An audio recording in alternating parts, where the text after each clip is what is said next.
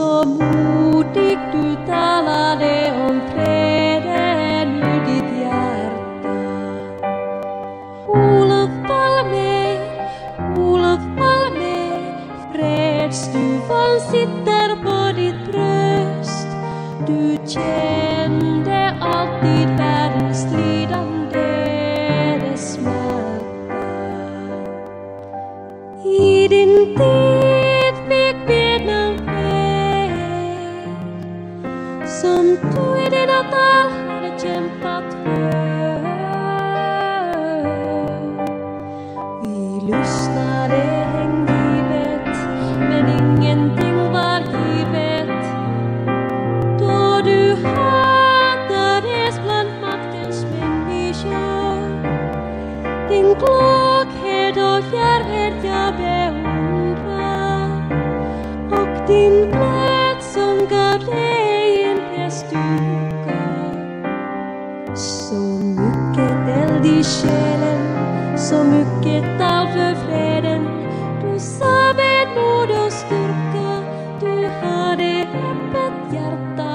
Du kände alltid världens lidande.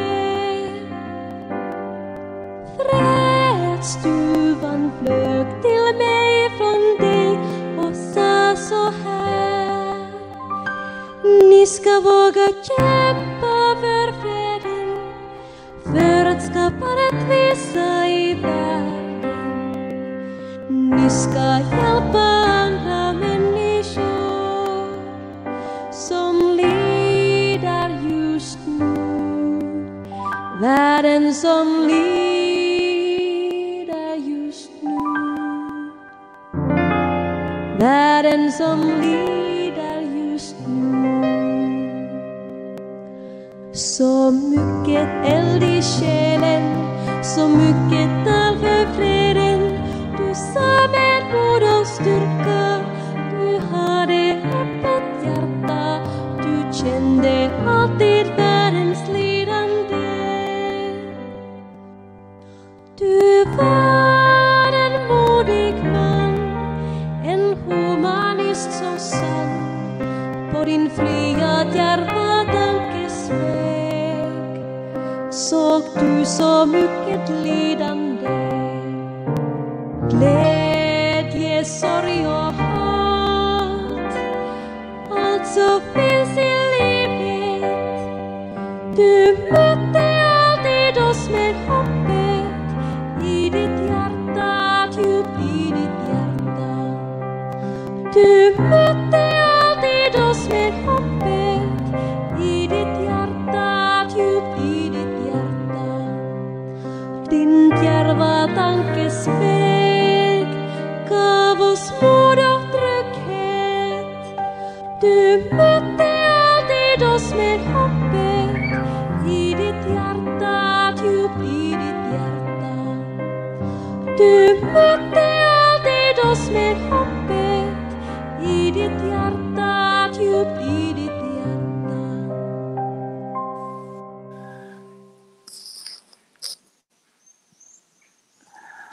اری تماشاوان هجا چاوا بخیر بد ایوارا بخیر بد ام جاره که دن سر پیکان تیوی تخوازین برنامه که نو تایبتی جوار چه بکنی ایرو 24 ماه ششا 2020 چهارشنبه ام ایرو دیسو تخوازین و ساعت نیف که پیشمه تخوازین لمالا و بنیوان بنی میجاری که پر تایبتی ما ایرو هلدان ام تخوازن سروی میجاری دنگ بکنی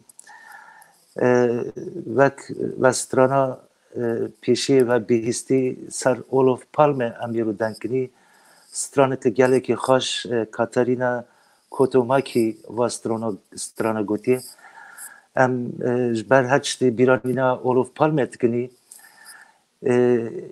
ایرو ام تخوازن برنامه خواه زمانی که دن بکنی زمانی که ترکی دنگ بکنی جبر کو ام تخوازن وی برنامه gerek herkes fan bike hem Kurdin me hem jî Tirkin li me temaşa bikin gerek fan bikin ji bo ve em dixwazin vê bernameyê xwe îro bi Tirkî biweşînî Mahavalin mey hassasiyeti henici kusure mesnekin. Evet sevgili seyirciler, sevgili izleyiciler, hepiniz Pekan TV ekranlarına hoş geldiniz. Bugün sizlerle birlikte 1,5 saatlik bir program yapmayı düşünüyoruz. Bugün öylesine bir gün ki tarihteki güzel insanların kaybedişimizi, suikastlarla gidişini tekrar irdelemek istiyoruz. Başta verilen parça Olof Palme'nin üzerine konuşacağız bugün. Bugün çok önemli bir konum var. Öylesine ki Palme cinayeti üzerine temel kaynak görülebilecek bir kitap da yazdı. Şoreş Reşi bugün misafir etmek istiyoruz. Şoreş Reşi ile birlikte bu konuyu irdelemek istiyoruz. Sayın Şoreş Reşi de ekranlara geldi. Öncelikle hoş geldiniz Şoreş Reşi. Teşekkür ederim. Sizin hassasiyetinizi biliyoruz, Kürtçe olan hassasiyetinizi. Ama kusura bakmayın bugün istiyoruz ki yayınımız Türkçe olsun. Belirttiğim gibi hep herkesin anlamasını istiyoruz. Yani bizi seyredecek olan Türklerin de programa katılıp izlemelerini istiyoruz ve anlamalarını istiyoruz. Onun için izninizle programımızı Türkçe yapmak istiyoruz. Öncelikle hoş geldiniz. Nasılsınız, iyi misiniz? Teşekkür ederim, iyiyim. Siz de iyisiniz inşallah. Sağ olun, biz de iyiyiz. Teşekkürler. Sayın Şoreş Reşi, bundan 34 yıl önce 28 Şubat 1986'da İsveç'in Başbakanı Olof Palme, Stockholm'un önemli bir caddesinde sinema çıkışında bir suikaste uğradı ve cinayet işlendi. O günden bugüne kadar da o cinayetin suçluları daha ortaya çıkmadı. Fakat cinayet olur olmaz da bu cinayet tamamen Kürtlerin üzerine bindirilmek istendi. Bu konu üzerine sizlerle konuşmak istiyoruz. Bilindiği gibi geçen bu ay yani 10 Haziran günü de İsveç'teki bir savcı, Olof Palme'nin savcısı bir açıklama yaparak dosyayı kapattığını, artık suçlunun yakalandığını, Stig Engström'ün yakalandığını, bundan dolayı dosyayı kapatmak istediklerini söyledi. Bu söylemden sonra da artık Kürt medyası, özellikle Kürt medyası bu konu üzerine giderek neden bugüne kadar açıklanmadı diye, neden bugüne kadar dosyası açılıp veya kapanmadığına dair söyleşilerde bulundular.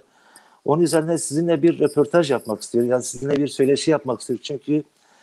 Çünkü 1999'da yazmış olduğunuz bu temel kaynak kitap çok önemli bir kitap.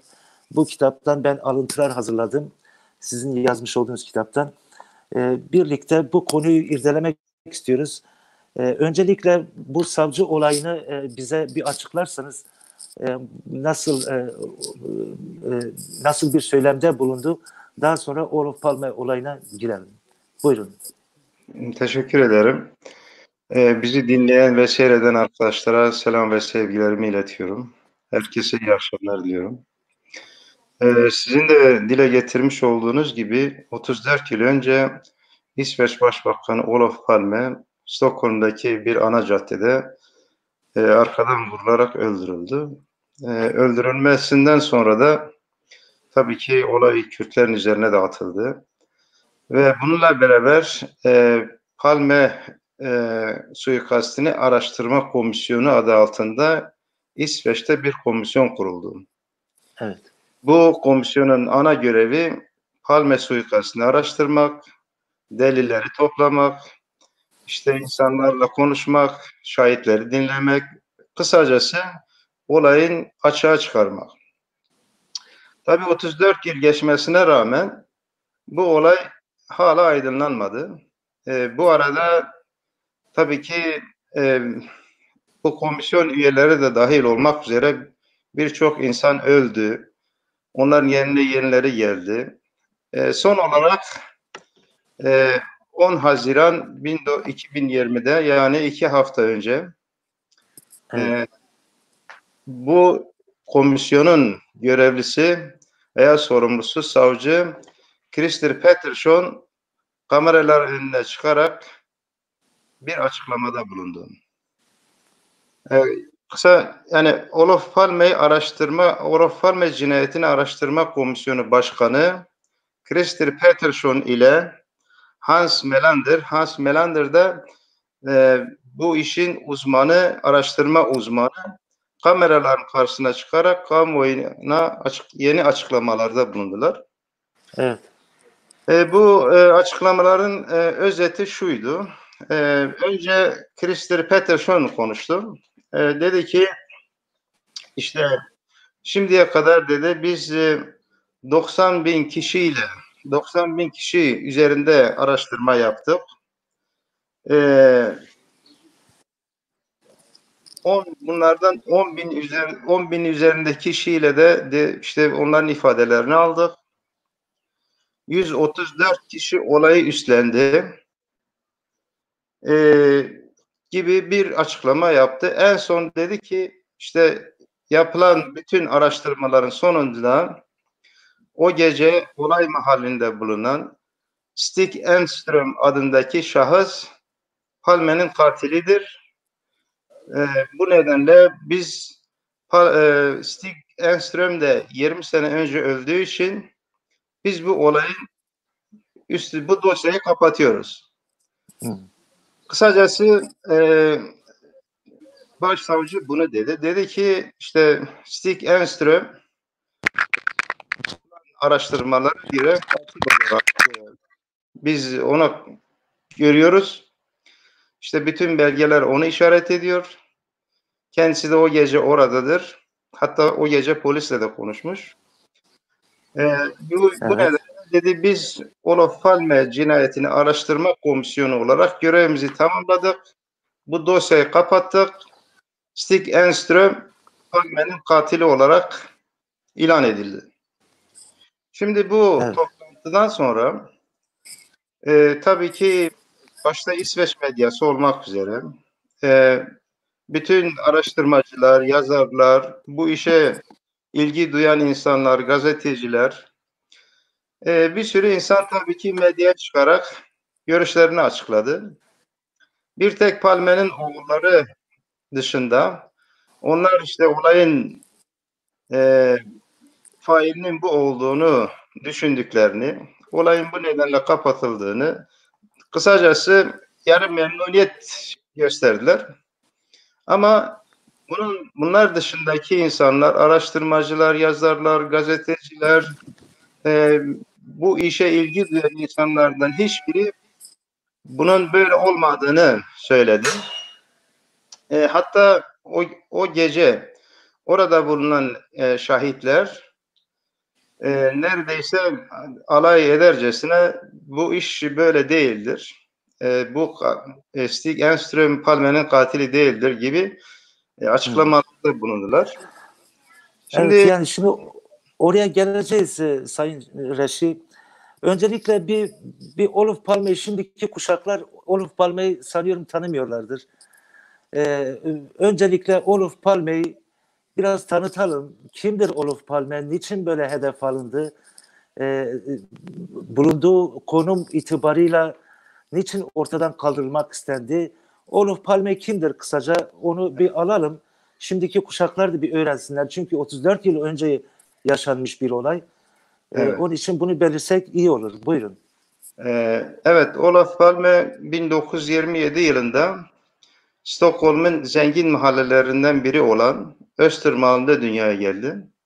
Kendisi aristokrat ve zengin bir ailenin çocuğudur. Anne tarafı Letonya, Almanya'dan gelmiştir. Birinci Dünya annesi Alman asıllı, hatta Yahudi asıllı da olabilir. Birinci Dünya Savaşı'nda Hitler'in tutumunu eleştirdiği için, o savaşa karşı çıktığı için orada işte tutuklanma korkusundan İsveç'e gelmek zorunda kalır. Evet. Babası Danimarka ve Hollanda tarafından işte bu Danimarka'ya gelir. Danimarka'dan da İsveç'e gelir. Babaannesi veyahut nenesi Finli, dedesi Finli bir kadınla evli. O zaman da Finlandiya ve Rusya arasında savaş olduğu için Kareli denilen bir bölge var Finland ve Rusya arasında. O bölge üzerinde savaş olduğu için bir yerde bunların evi Finlilerin merkezi olur. Kısacası evet. Palme'nin çocukluğu, Palme'nin gençliği uluslararası sorunların konuşulduğu bir ailede geçer. Evet. Daha sonra okul dönemi başlar. Okulda işte Meksika'ya gider, Amerika Birleşik Devletleri'ne gider, Çekoslovakya'ya gider. Orada çeşitli araştırmalarda bulunur. Bu günlük bir gazete olan Svenska Dagbladet'te kültür üzerine yazılar yazar. Kendisini sosyalist görüşlü olarak görür. Bu aile içerisinde biraz hoş karşılanmaz. Çünkü ailesi aristokrat bir ailedir. Sosyalizm düşüncelerine açık değildir. Evet. Daha sonra sosyal demokrat gençliği arasında gençlik kolları başkanı olur. Daha sonra İsveç Başbakanı kendisine İsveç Başbakanı Tage Erlander 1950'de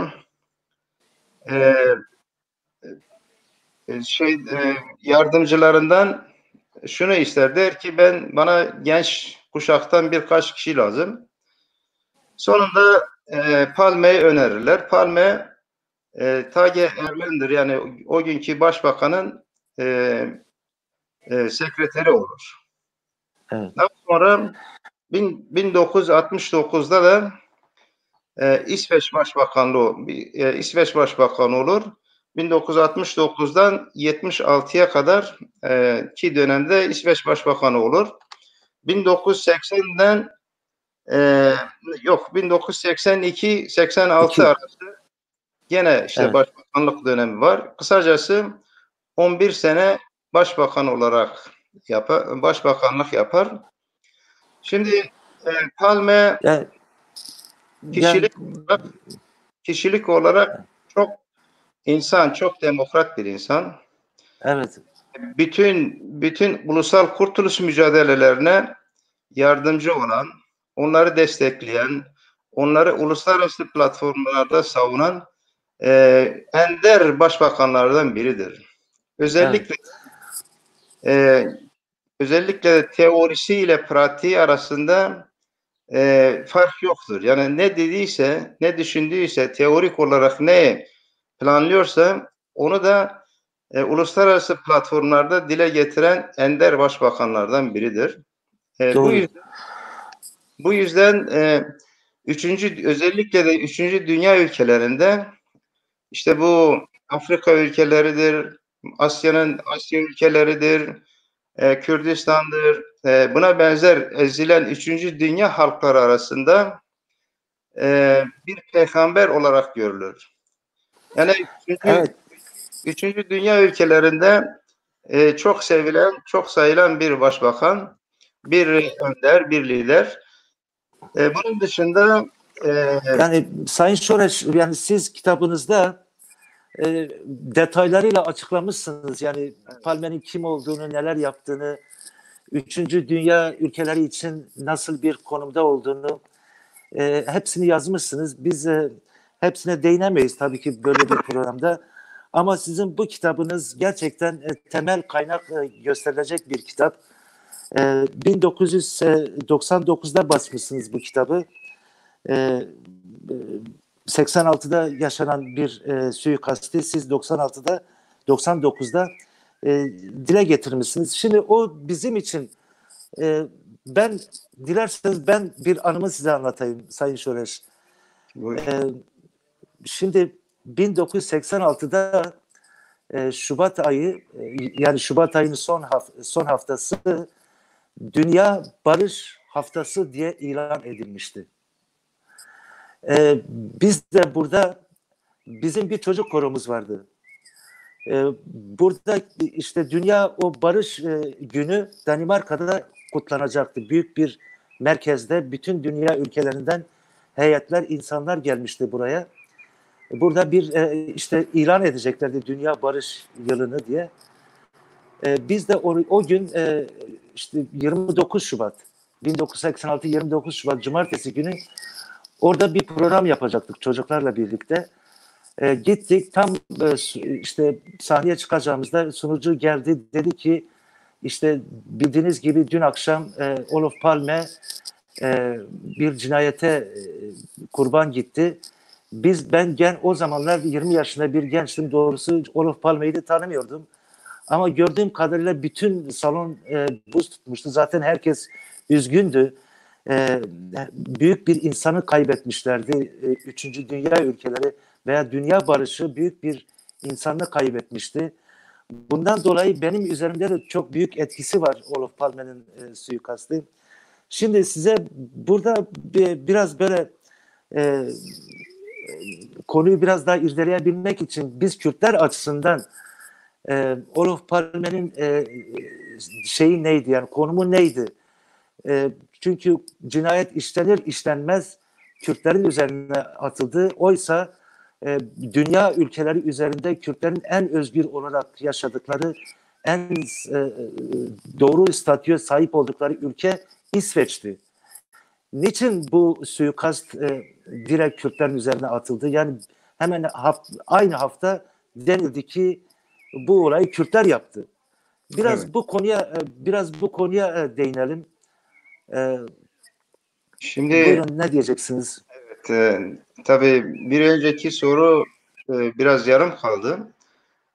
Palme dışarıda sevildiği kadar içeride de, yani İsveç içerisinde de fazla sevilen bir insan değildi. Yani evet. İsveç'te evet %50'lere varan bir oy almıştır ama İsveç'in bir kesimi Palme'ye çok aşırı derecede bir düşmanlık besliyordu. O bir. İkincisi, şimdi senin tabii sorduğun soru biraz uzun bir yanıt gerektiriyor.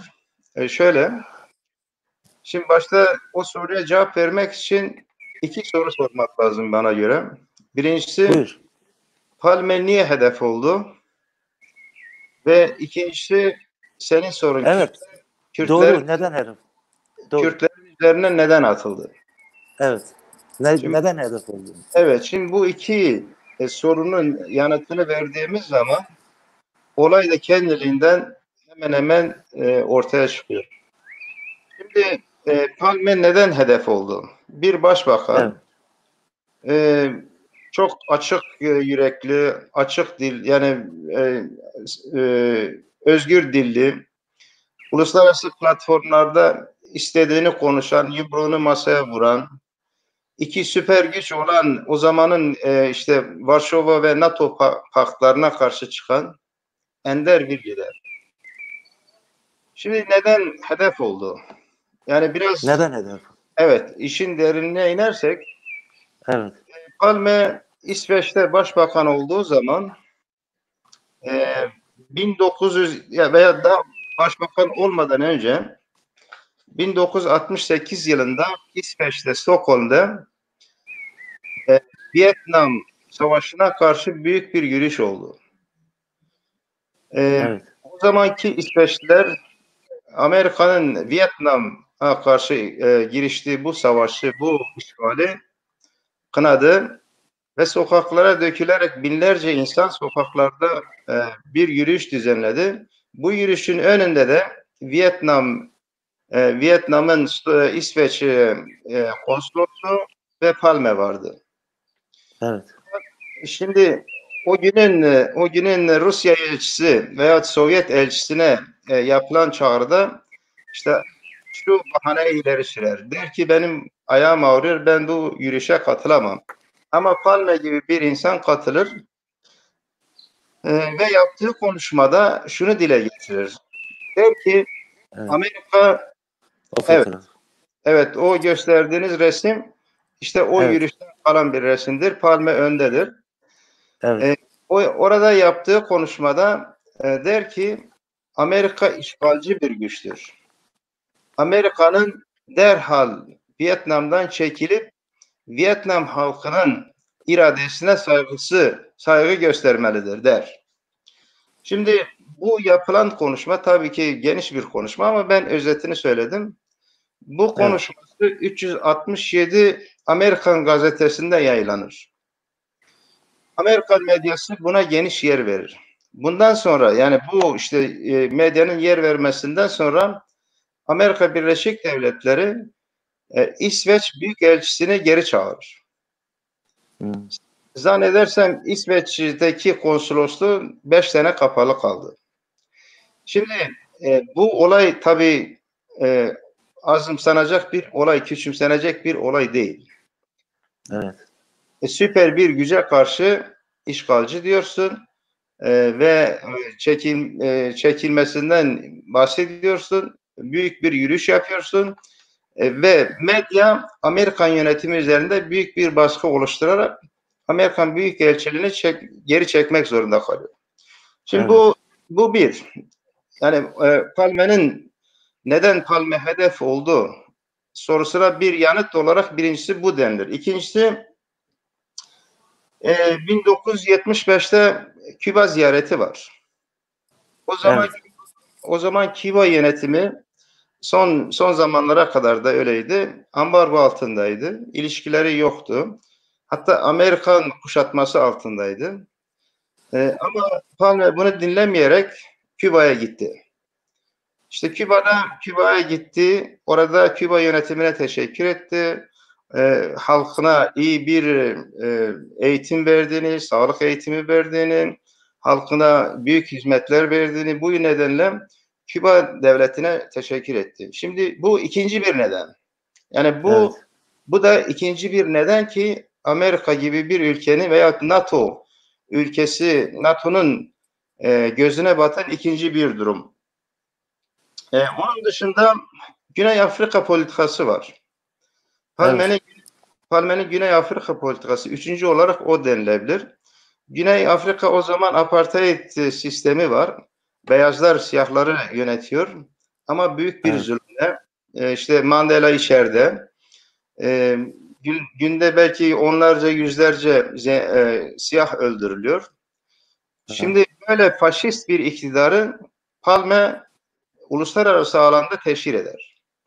Birleşmiş Milletler'de, Avrupa'da yani dünyanın neresinde bir toplantı olursa Palme bütün gücüyle bu yönetime, faşist yönetime karşı halkı ve yönetimleri ayaklandırmaya çalışır. Hatta bunun için pratik öneriler getirir. 11 arkadaşıyla beraber işte sosyal demokrat liderlerle beraber bir ziyarette bulunur. Güney Afrika'ya. Evet, daha sonra bir ambargo üzerinde çalışır. İşte silah ambargosu konulması, ticaretin yasaklanması gibi bir sürü önlemle bu apartheid sistemini çökertmeye çalıştı veya onu zayıflatarak yönetimin değişmesini sağlamaya çalıştı. Şimdi bu da tabii ki Amerika'nın gözünden kaçan bir neden değil. Çünkü Amerika bu apartheid rejimini destekliyordu. Bütün gücüyle onlara destek veriyordu. Şimdi Palme buna da karşı çıktı. Dördüncüsü olarak şunu da denilebilir. O zamanki dünyada işte NATO paktı ve Varşova paktı var. Yani dünya iki süper güç arasında bölünmüş. İkisinin de kimyasal silahları var. Birbirine karşı silahlanıyorlar. İnsanlık için büyük bir tehlike. Buna karşı Palme bu iki sisteme de karşı çıkar. Hem NATO sistemine karşı çıkar hem Varşova sistemine karşı çıkar. Yani bunu derken mesela kendisi de bazı dünya liderleriyle, işte bunların arasında Gandhi var, Papandreou var Yunanistan'dan gibi liderlerle üçüncü bir tarafsızlık paktı geliştirir. Yani bu iki sisteme karşı, iki pakta karşı bir tarafsızlık paktı geliştirir. Şimdi bu tarafsızlık paktının amacı dünyadaki silahlanmanın durdurulması, işte dünyada kirletilen ekolojik sistemin durdurulması, silah ve kimyasallara ayrılan paranın 3. dünya ülkelerindeki fakirlere eşit oranda dağıtılması için çaba gösterir. Evet. Bunun yanında, bununla beraber veyahut da 5. bir neden olarak da Birleşmiş Milletler'in tarafsız olması için çalışır. Şimdi Birleşmiş Milletler günümüzde de öyledir. Günümüzde de işte belli bir sistemin, belli bir yönetimin, kısacası Amerika'nın güdümünde olan bir Birleşmiş Milletler var. Evet, öyledir. Palme bunun tarafsızlaştırılması için çalışır. Der ki, işte bugün Birleşmiş Milletler NATO ve Varşova Paktları arasında bölünmüştür. Onların iradesi altındadır. Onların iradesi dışında bağımsız hareket edemiyor.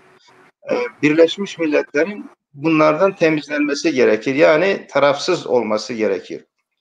Son olarak tabii ki bunun dışında da mesela şeyleri var. İşte 1983'te terörist Arafat'ı karşılar. Evet. Yasser Arafat dünyada ve özellikle de Amerika tarafından terörist olarak ilan edilir. Ama Palme onu Stockholm'e davet eder. Evet. Stockholm'e davet eder. Bu gene Amerika'nın gözünden kaçmaz ve tabii ki tepkisine neden olur. Ama davet eder. Bir diğer nokta Nikaragua politikasıdır. Nikaragua'da Daniel Ortega'nın liderliğinde bir sosyalist yönetim gelir. Amerika buna karşıdır. Hatta bazı aktif girişimlerde de bulundu. Son olarak da şunu demek mümkün. Palme'nin Kürt politikası. Şimdi daha önce de dile getirdiğim gibi Palme ezilen halkların işte sömürülen halkların Sayın Şores, yani burada zaten son olarak belki bunu da ekleyebiliriz. Palme ne karşı da büyük sözler edilmiştir. Hem Birleşmiş Milletler'de Türkiye'deki o Evren cuntasının militarizmini Avrupa Konseyi'ne şikayet ediyor. Ve daha fazla katliama engel olmak için Kürt sorunuyla yakından ilgilenmiştir diye kitabınızda bir alıntı yaptım. Bunu da eklemek lazım bence. Evet. Gözden düşmesinin sebep. Doğrudur. Evet, buyurun. Olof Palme ezilen bütün dünya halklarının bir dostuydu. Evet. Kürtlere işte bazıları şunu da derdi. Kürtlerin artık bir avukatı var diye bazı söylemler gelişti. İşte bu da yani avukat olarak da Olof Palme görülüyordu. Aynen öyle. Sizin de dediğiniz gibi işte evren politikasına, evren sistemine karşı bir lider. Onun için Birleşmiş Milletler'de, Avrupa Konseyi'nde, Avrupa'daki ve diğer dünya toplantılarında bunu dile getiren bir lider. Bunun dışında burada İsveç'te gazeteci Mahmut Baksi ile yaptığı bir iki röportaj var. Evet. Bunlarda açıkça der ki işte Kürtler büyük bir ulustur ama 4 ülke arasında parçalanmıştır. Kürtler hedeflerini, amaçlarını en yüksek seviyede tutmalı. Evet. Çıtayı yükselterek hedeflerini belirlemeli. Kürtlerin de diğer halklar gibi kaderini tayin etme hakkı vardır. Evet. Bunun dışında işte Kürtlerin 4 ülke tarafından bölündüğünü ama bir sistem bulunup dört ülke içindeki Kürtlerin bir çatı altında toplanıp yönetilmesi gerektiğini dile getiren bir liderdir. Evet. En son 1982'de Danimarka, Norveç, Fransa, sanırım Hollanda var. Bu 4-5 ülkeyle beraber Türkiye'yi Avrupa İnsan Hakları Mahkemesi'ne şikayet eden bir önder. Evet. Hatta Doğru. bazı konuşmalarında işte Kürt sorununu Birleşmiş Milletler'e götürmeyi isteyen, o zamanki işte PKK'nın İsveç sorumlusu Avukat Yıldırım, ismini şu an tam hatırlamıyorum. Hüseyin Efendim? Yıldırım. Evet, Hüseyin Avukat Yıldırım. Hüseyin Yıldırım'ı da şahit olarak göstermek isteyen bir lider. Evet. Şimdi kısacası Palme neden hedef oldu sorusuna bir yanıt verdik. Hı. İşte Vietnam'lıdır, Arafat'ıdır, Nikaragua'sıdır, silahsızlanmadır. Bunun dışında Güney Afrika politikasıdır. Bütün bu politikaları Amerika'nın ve NATO'nun gözüne batıyordu. Kısacası Evet. onları rahatsız ediyordu. Ve bu onların planlarını, amaçlarını baltalıyordu. Şimdi burada bu önemli, yani bunlar çok önemli çünkü onların politikasına karşı çıkan bir lider, köstek, onların politikasına köstek olmaya çalışan bir liderin temizlenmesi gerektiği Evet. akla gelir. İkincisi neden Kürtlerin üzerine atıldı? Şimdi Evet. tabii ki ben o kitabı Evet. yazarken burada 2 sene büyük bir araştırma işine girdim. Evet. Burada yapılan bütün işte yayınları, yazılan kitapları, gazetecilerin yayınlarını, araştırmaları vesaire, yani aklına ne geliyorsa belki yüzlerce kitap, dergi ve vesaireden yararlandım. Evet. Şimdi o zaman da mesela İsveç'in çok başarılı gazetecileri, araştırmacıları vardır. Bunların da yazdıkları tonlarca yazı vardır. Binlerce sayfa yazıları, araştırmaları vardır. Tabii ki ben de onlardan yararlandım. Şimdi orada bu yapılan araştırmalardan öne çıkan şunlar olmuştur. Kürtlerin hedef sayılmasının nedenleri. Bir, o zaman 1979'da CIA raporlarında şöyle bir yazı geçer. Der ki işte Türkiye toprakları üzerinde, Türkiye'nin himayesi altında, yani Kürdistan, Kuzey Kürdistan'da gelişen bir hareket var. Evet. Şimdi yani hareket derken tabii ki kastettikleri PKK'dir.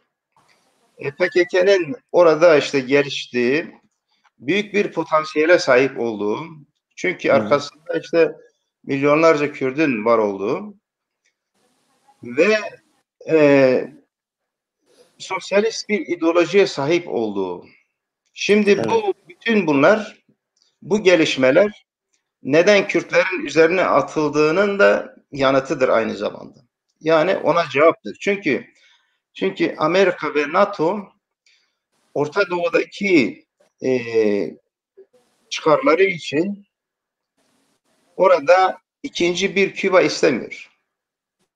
Orada işte sosyalist veyahut da kendi ideolojilerine karşı olan bir hareket veya bir ülke, yeni bir ülke istemiyor. Evet. Bunun için yeni girişimlerde bulunuyor. Hatta mesela bazı yayınlarda, ben kendim tabii görmedim ama duyduğum kadarıyla Türkiye NATO'dan resmi olarak yardım ister. Ki burada böyle bir işte komünist bir hareket, sosyalist bir hareket gelişiyor. Büyük bir potansiyeli var. Benim bunları tek başıma üstlenme veya durdurma imkanım yok. NATO'dan yardım ister. Evet. Şimdi NATO toplantısında da karar alınır diye duydum. Şimdi bu iki konuyu birleştirdiğimiz zaman, yani neden Palme hedef oldu, neden Kürtler hedef oldu? Yani nasıl trajik bir durum ortaya çıkıyor Şoreş.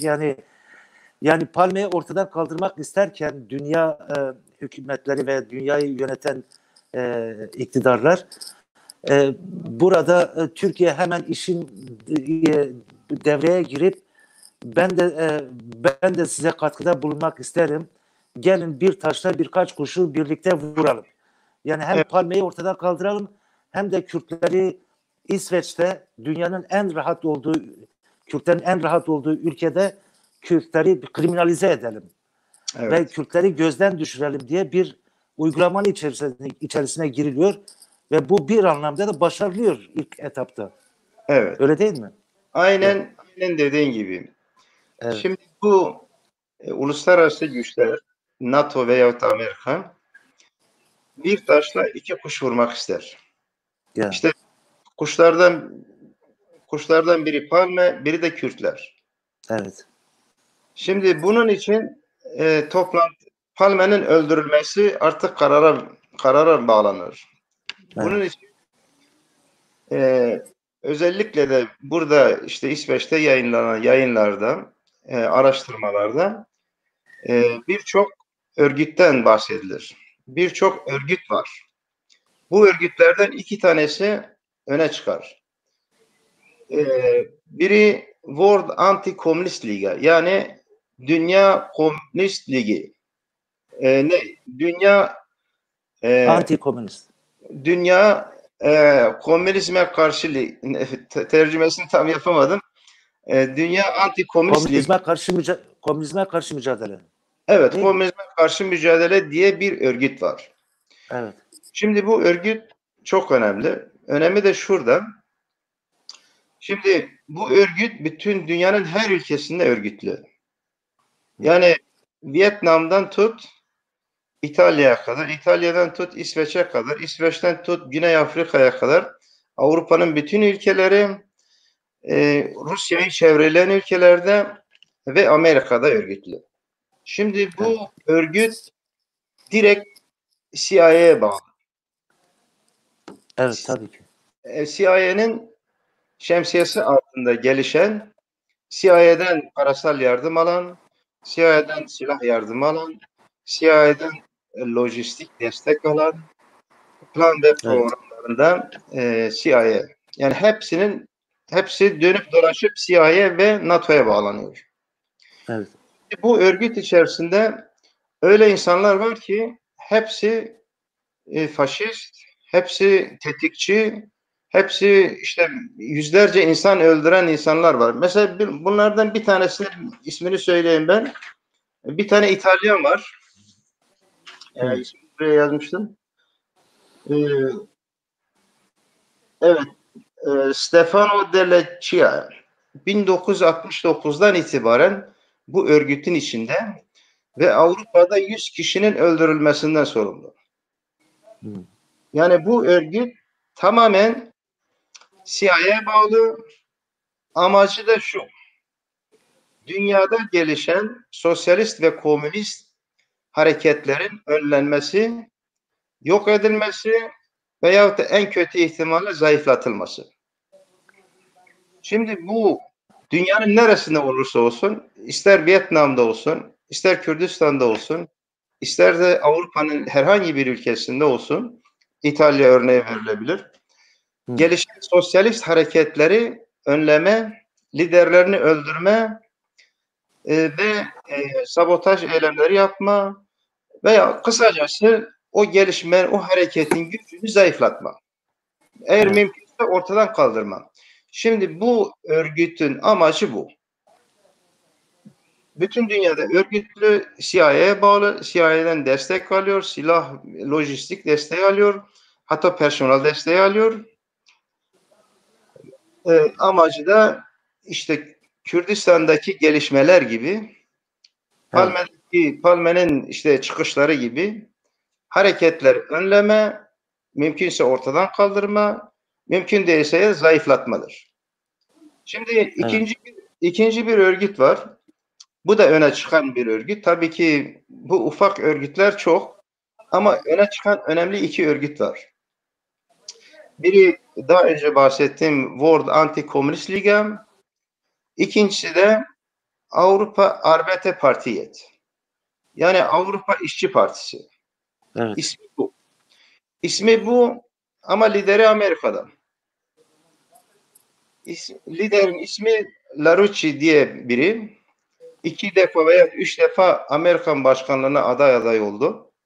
Ama Evet, kitapta da. evet. Şimdi İşçi Partisi olarak isimlendiriliyor, örgütlendiriliyor. Ama faşist bir Amerika'nın konu. Tabii ki. zihniyeti var. Bu da direkt CIA'ya bağlı bir örgüt ve dünyanın birçok ülkesinde örgütlü. Aynı Evet.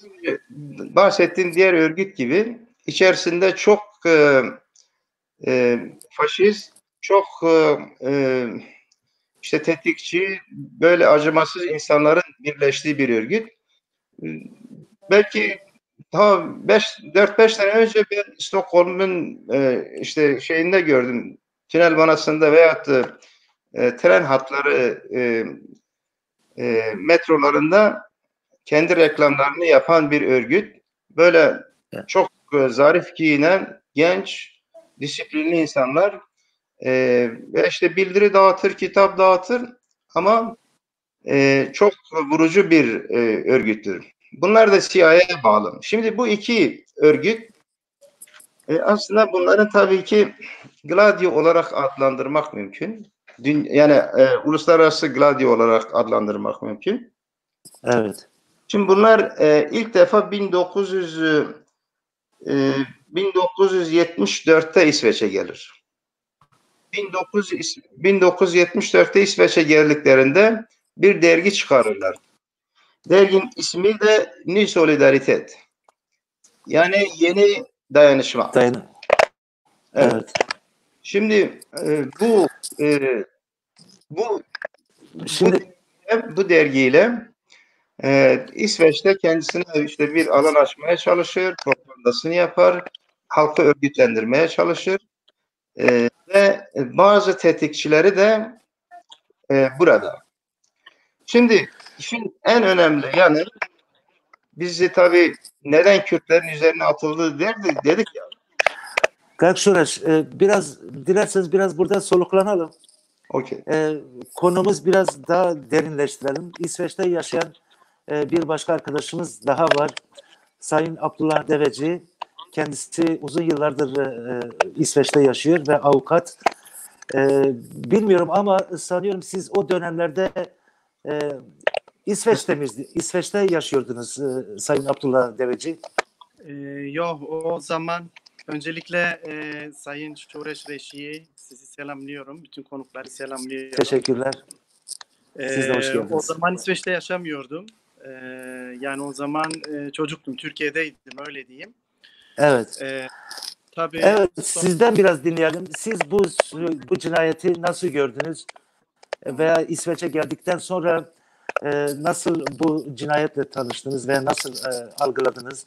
Biraz sizden de dinleyelim. Daha sonra işin kaynağı Sayın Şoreş Reşi'ye tekrar geçelim. Buyurun. Tabii ki. Teşekkürler.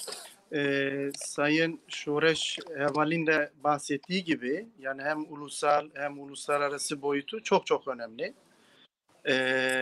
Yani Orta Doğu'da, Afrika'da, Latin Amerika'da, Güney Amerika'da özgürlük hareketlerinin geliştiği, Kürdistan'da özellikle Kürt Özgürlük Hareketi yani PKK'nin sosyalist duruşu, işte Filistin Hareketi, Güney Afrika'daki savaş, Nelson Mandela'nın temsil ettiği özgürlük hareketi, bunlar hepsi birbiriyle bağlantılı.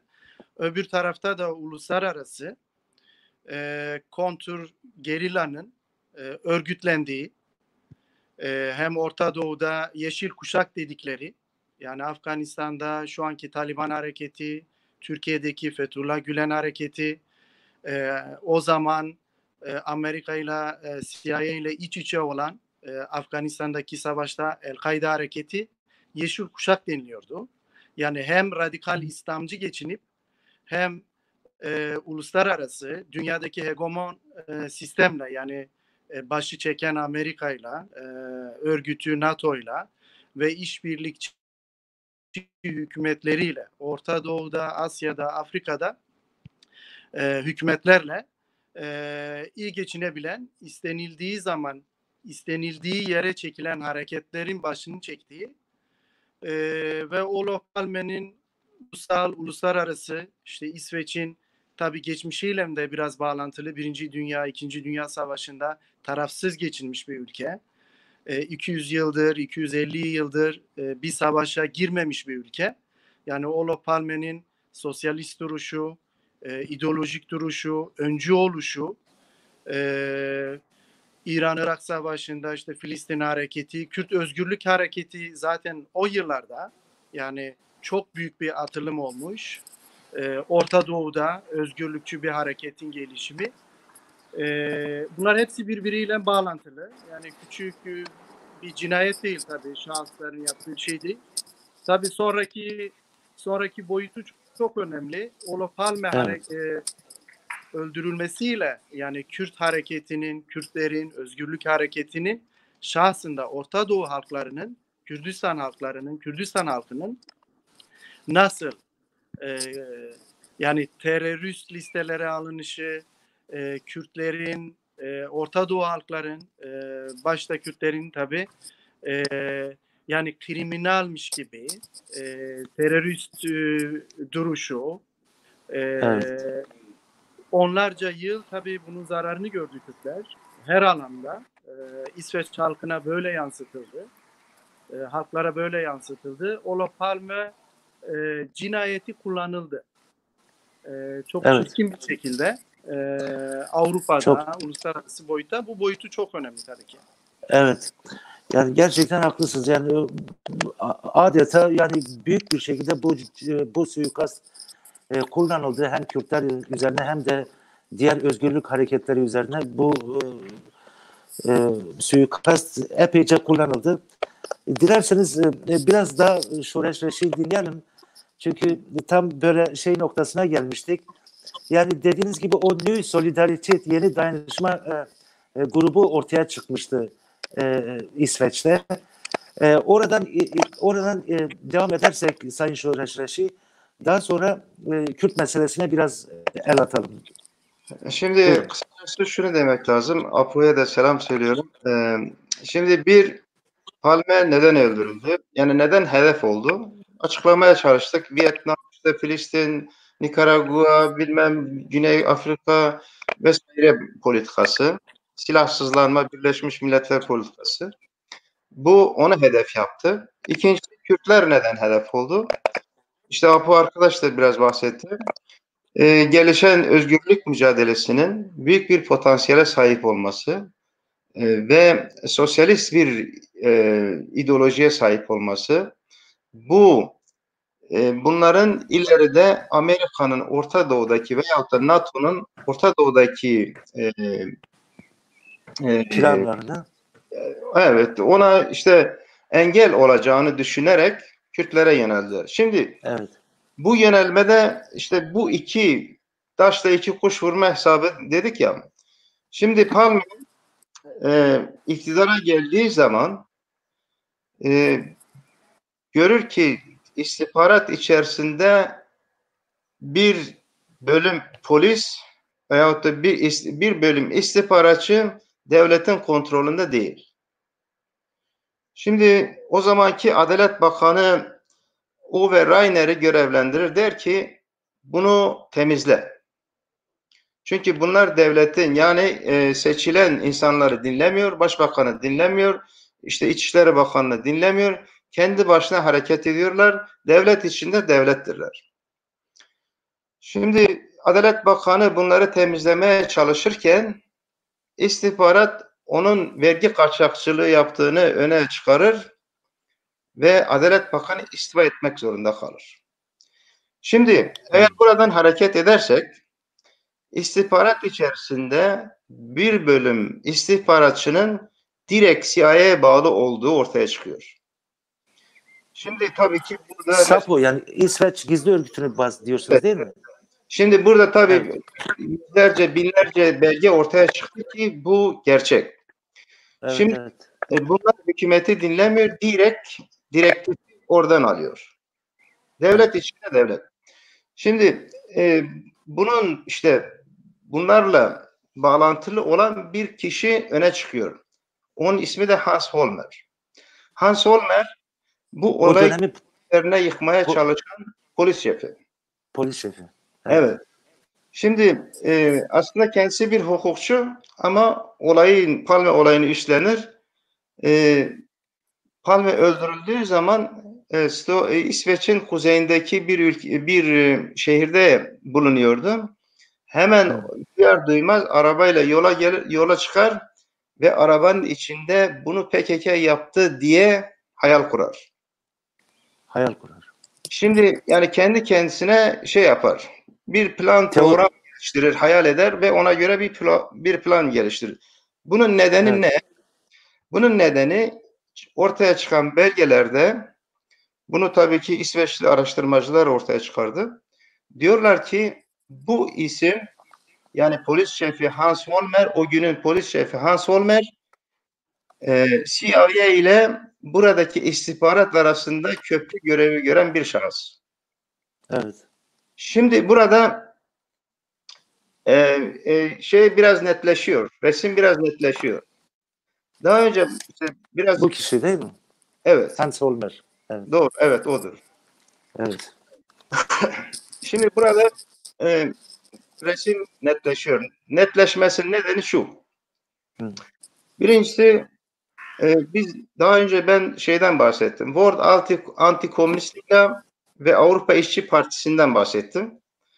Bunların CIA'ya bağlı olduğunu ve komünizmin veya sosyalizmin geliştiği ülkelerde veyahut da hareketlerin sınırlandırılması, yok edilmesi, ortadan kaldırılması için çalıştığını söyledi. Şimdi Palme öldürülmeden önce Stockholm'da Hilton Oteli'nde bir toplantı yapılır. Bu toplantıya World Anti-Komünist Liga'nın temsilcisi, Avrupa İşçi Partisi'nin temsilcisi, bu İsveç istihbaratının içerisindeki bir bölüm istihbaratçıdan bir iki kişi toplantıya katılır ve toplantıda Palme'nin öldürülmesi kararını verir. Evet. Tabii bunlar aslında net. Hepsi ortaya çıkmış. Hatta kimin tetiği çektiği bile belli. Şimdi burada uluslararası şunu demek lazım aslında. Bu proje veyahut da bu olay İsveç'in kendi projesi değil. Bu proje Değil. uluslararası güçlerin özellikle de Gladio'nun projesi ama İsveç'te gerçekleştiriliyor. Bir taşla iki kuş vuruluyor. Palme'yi öldürülüyor ki onların politikasına karşı gelmesin. PKK veyahut da Kürtlerin üzerine atılıyor ki orada ikinci bir Küba gelişmesin veyahut da Kürdistan'da ikinci bir sosyalist bir ülke gelişmesin diye. Evet. Şimdi bu tabii ki Abdullah arkadaş da belirtti. Şimdi Kürtlerin üzerine atılması Kürtlere büyük bir zarar vermiştir. Neden zarar vermiştir? Kürtler ulusal hakları için mücadele eden bir halk. Evet. Bu ulusal mücadeleyi kirlettiler. Kriminalize ettiler. Terörize ettiler. Yani. Şimdi Kürtlerin imajı yıkıldı. Neden yıkıldı? Palme Kürtlerin dostuydu. Kürtlerin avukatıydı. Kürtleri destekleyen, onların haklarını uluslararası alanda savunan bir liderdi. Evet. Ama Kürtlerin eliyle öldürülmesi Kürt imajını tamamıyla ortadan kaldırdı. Yani Kürtler dostunu öldüren katiller, kriminaller ve teröristler oldu. Bir konuma geldi, doğru. Bu nelere yol açtı? Şunu söylemek lazım. Tabii ki Türkiye'den beslenen bazı belgeler, daha doğrusu sahte belgeler MİT aracılığıyla İsveç'e gönderilir. CIA'nin işte katkılarıyla, NATO ve Gladio'nun katkılarıyla İsveç hükümeti üzerinde bir baskı oluşturulur. Burada 9 Kürt terörist ilan edilir. Ya. Bir defa 1984 yılında 11. ayda Kürtler terörist ilan edildi İsveç'te. Bunu belki bazı insanlar bilmiyor veyahut da bilmek istemiyor. Ama gerçek bu ki yalan belgeler, sahte belgeler ve CIA'nin baskıları, Gladio'nun baskıları sonucu İsveç hükümeti mecbur kaldı 1984'te Kürtleri terörist ilan etti. Ya. Bu terörist ilan etme olayı İsveç'te sınırlı kalmadı. Zaten SEPO'nun veyahut istihbaratın raporlarında var. Der ki eğer İsveç bu adımı atarsa Almanya takip edecek. Diğer Avrupa ülkeleri takip edecek. Tabii. Diğer İskandinav ülkeleri. Evet, öyle de oldu zaten. Öyle de oldu. İsveç gibi işte demokrasinin yüksek olduğu bir ülke veya insan haklarının geliştiği bir ülke veya uluslararası alanda imajı iyi olan bir ülkenin gibi bir devletin Kürtleri terörist ilan etmesi sonucunda Almanya etti, İngiltere etti, Amerika etti, en son Avrupa Birliği etti. Şimdi bu durumda bunun sonucu ne oldu? Tabii ki Kürt Özgürlük Hareketi ve Kürtler başta İsveç olmak üzere büyük zararlar gördü. Burada Kürtler dışarı çıkamaz oldu. Kendilerine verilmedi, iş verilmedi, sokakta yüzlerine tükürüldü. İnsanlar öyle ezildi ki yani bunun haddi hesabı yok. Evet. Aslında benim kitabımda biraz eksik kalan yön o. Mesela kitapta ben Kürtlerin burada nasıl ezildiğini fazla anlatmadım. Çünkü benim amacım oydu ki işte bu olayı ortaya çıkarmaktı. Ama burada binlerce aile öyle bir baskı uygulandı ki bunun yani anlatılması başlı başına bir kitap, bir film senaryosu. En önemli örnek rahmetli İsmet Celepli abimizin ailesine ve kendisine büyük baskılar uygulandı. Bu bahsettiğim 9 kişi evlerinden çıkamaz oldu. Haftada 3 defa polise gidip imza vermek zorunda kaldı. Kendi belediyeleri dışına çıkamaz oldular. Hatta mesela rahmetli İsmet Celepli bana şunu anlattı. Dedi ki sabah erken işte saat 3 müdür 4 müdür 50 zırhlı arabayla benim evimin etrafını çevirdiler. Kapıyı kırıp içeri girdiler. Çocuğum 6 yaşında mıydı 7 yaşında mıydı dedi benim oğlum. Başına silah dayayarak uykudan kaldırdılar. Ve kelepçeleyerek karakola götürdüler. Şimdi İsveç gibi bir ülkede bunlar oldu. Bunun dışında olmayacak. Evet. Hiç olamayacak şeyler oldu yani. Şimdi işte düşünsenize yani İsveç gibi insan haklarına, çocuk haklarına, demokrasiye önem veren bir ülkede Kürtlere bunlar yapılıyor. Yani. Bunun dışında tabii ki bilmiyorum meseleyi biraz herhalde uzattık. Bundan sonra Almanya geliyor. Bundan sonra Avrupa'da özgürlük hareketinin kanalları hepsi kesildi. Kapıları hepsi kapandı. Bu ne oldu? Bu Kürdistan'a da sirayet etti. Nasıl etti? Kürdistan'da o dönem işte Kenan Evren'den başlayarak 4000 Kürt köyü yakıldı. Evet. Milyonlarca Kürt İstanbul, İzmir, Ankara gibi metropollere sürgün edildi. Sokaklara bırakıldı. Ne paraları vardı, ne yiyecek ekmekleri vardı, ne bir şeyle sokaklara atıldı. Hepsi muhacir oldu. Evet.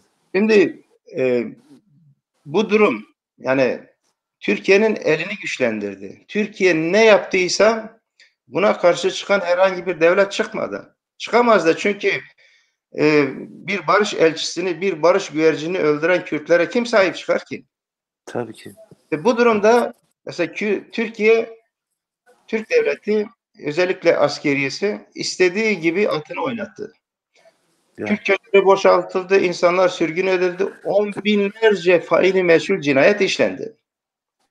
Şimdi bütün bunlar olurken ne herhangi bir dünya devletinden, ne herhangi bir uluslararası kurumdan, insan hakları örgütlerinden, aydınlardan, ne bileyim medyadan hiçbirinden bir ses çıkmadı. İşte ses çıkmamasının nedeni bu. Çünkü Kürtlerin imajı sıfırlandı. Kürtler terörist ilan edildi. Kürtler kriminal oldu. Kürtler en kötü insanlar oldu. Şimdi bu insanları destekleyecek insanlar olmadı. Durum bu olunca istedikleri gibi Kürtleri öldürdüler, Kürtleri ezdiler, Kürtleri sürgüne gönderdiler. Evet.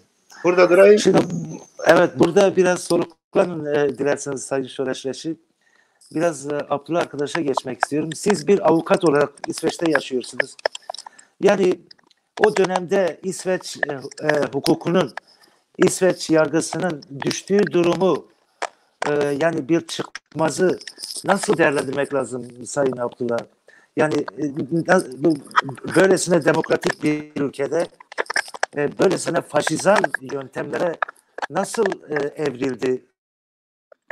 Neden evrildi ve Sayın Şoreşveş'i açıkladı ama sizin görüşünüz nedir? Bu konuda neler söyleyebilirsiniz? Buyurun. Tabii. Soru. Yani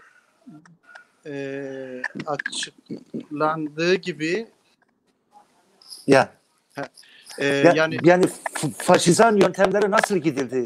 Yani bir halk neden böylesine kriminal edildi ve evlere oradaki o dönemde yaşayan Kürtlerin üzerine, masum insanların üzerine neden bu kadar gidildi?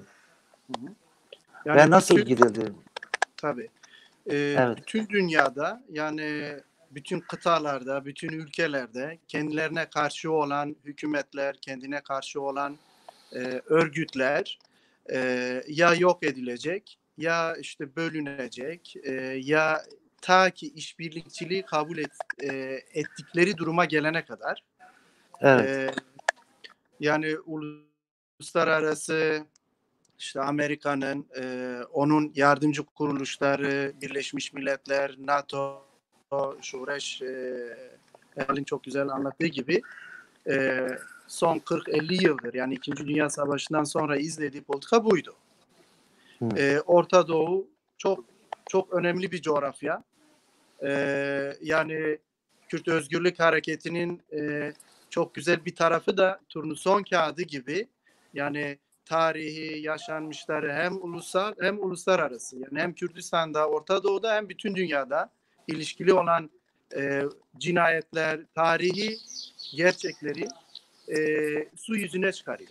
Yani Amerika'nın gerçek yüzü, Avrupa'daki istihbarat örgütlerinin gerçek yüzü, İsveç'teki istihbaratın gerçek yüzü tekrardan deşifre oluyor, tekrardan ortaya çıkıyor. İkinci Dünya Savaşı'ndan sonra kurulan örgütler, işte Avrupa Birliği, Birleşmiş Milletler, güya tarafsız, güya barışı getirecekler, işte savaşlar olmayacak, silahlar satılmayacak. Ama tam tersi bir politika izlendi son 60-70 yılda. Palme'de tabii kişiliği, duruşuyla bunu hem deşifre eden hem karşısında duran bir kişi. Kürt Özgürlük Hareketi de sosyalist, bağımsız ve bu politikaları deşifre eden bir hareket Orta Doğu'da, Kürdistan'da ve çok büyük bir patlama yaşıyor. Yani olağanüstü Kürdistan'da, Türkiye'de, Orta Doğu'da bir sempati oluşuyor, bütün Avrupa'da. Tabii bunun önü kesildi. Yani yıllarca zarar verildi.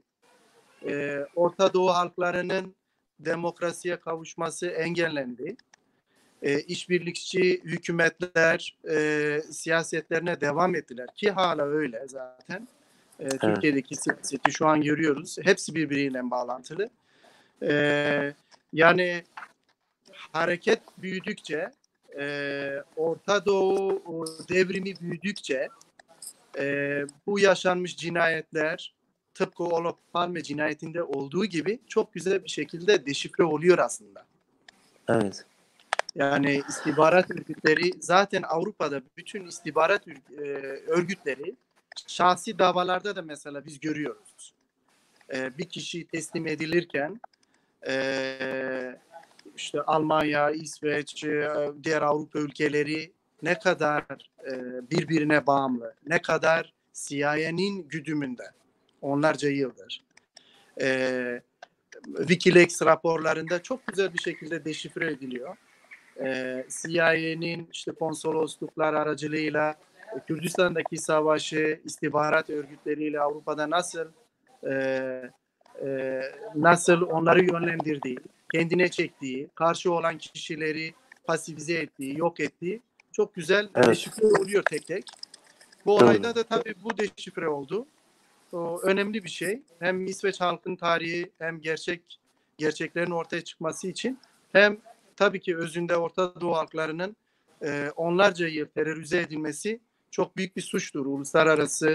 Ulusal İsveç yasalarına göre de ellerinde hiçbir kanıt olmadan, hiçbir ispat olmadan tamamen yani hayali şeylere bağımlı bir politika izleyip Kürtlerin dostu olan, Kürtleri temsil eden bir lideri, yani hangi bir örgüt, hangi bir kişi kendilerini temsil eden, dostu olan bir kişiye bu şekilde ceza verir ki Kürt Özgürlük Hareketi tarihinde öyle bir şey olmamıştır. Orta Doğu'da ve hangi başka bir yerde.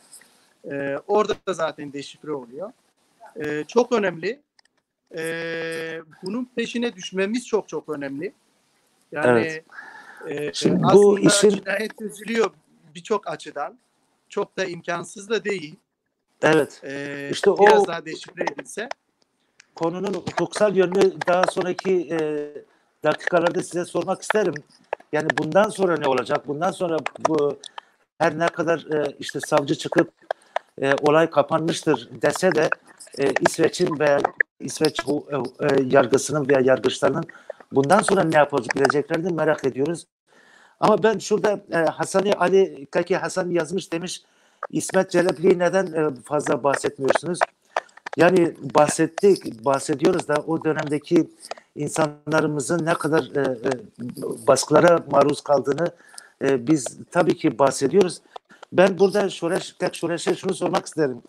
Yani Şoreş, biraz önce dediniz ki yani cinayet işlendikten sonra o dönemin polis şefi Hans Holmer Kuzey şehrinden kalıp Stockholm'a gelirken yolda mı acaba bu teoriyi üretti?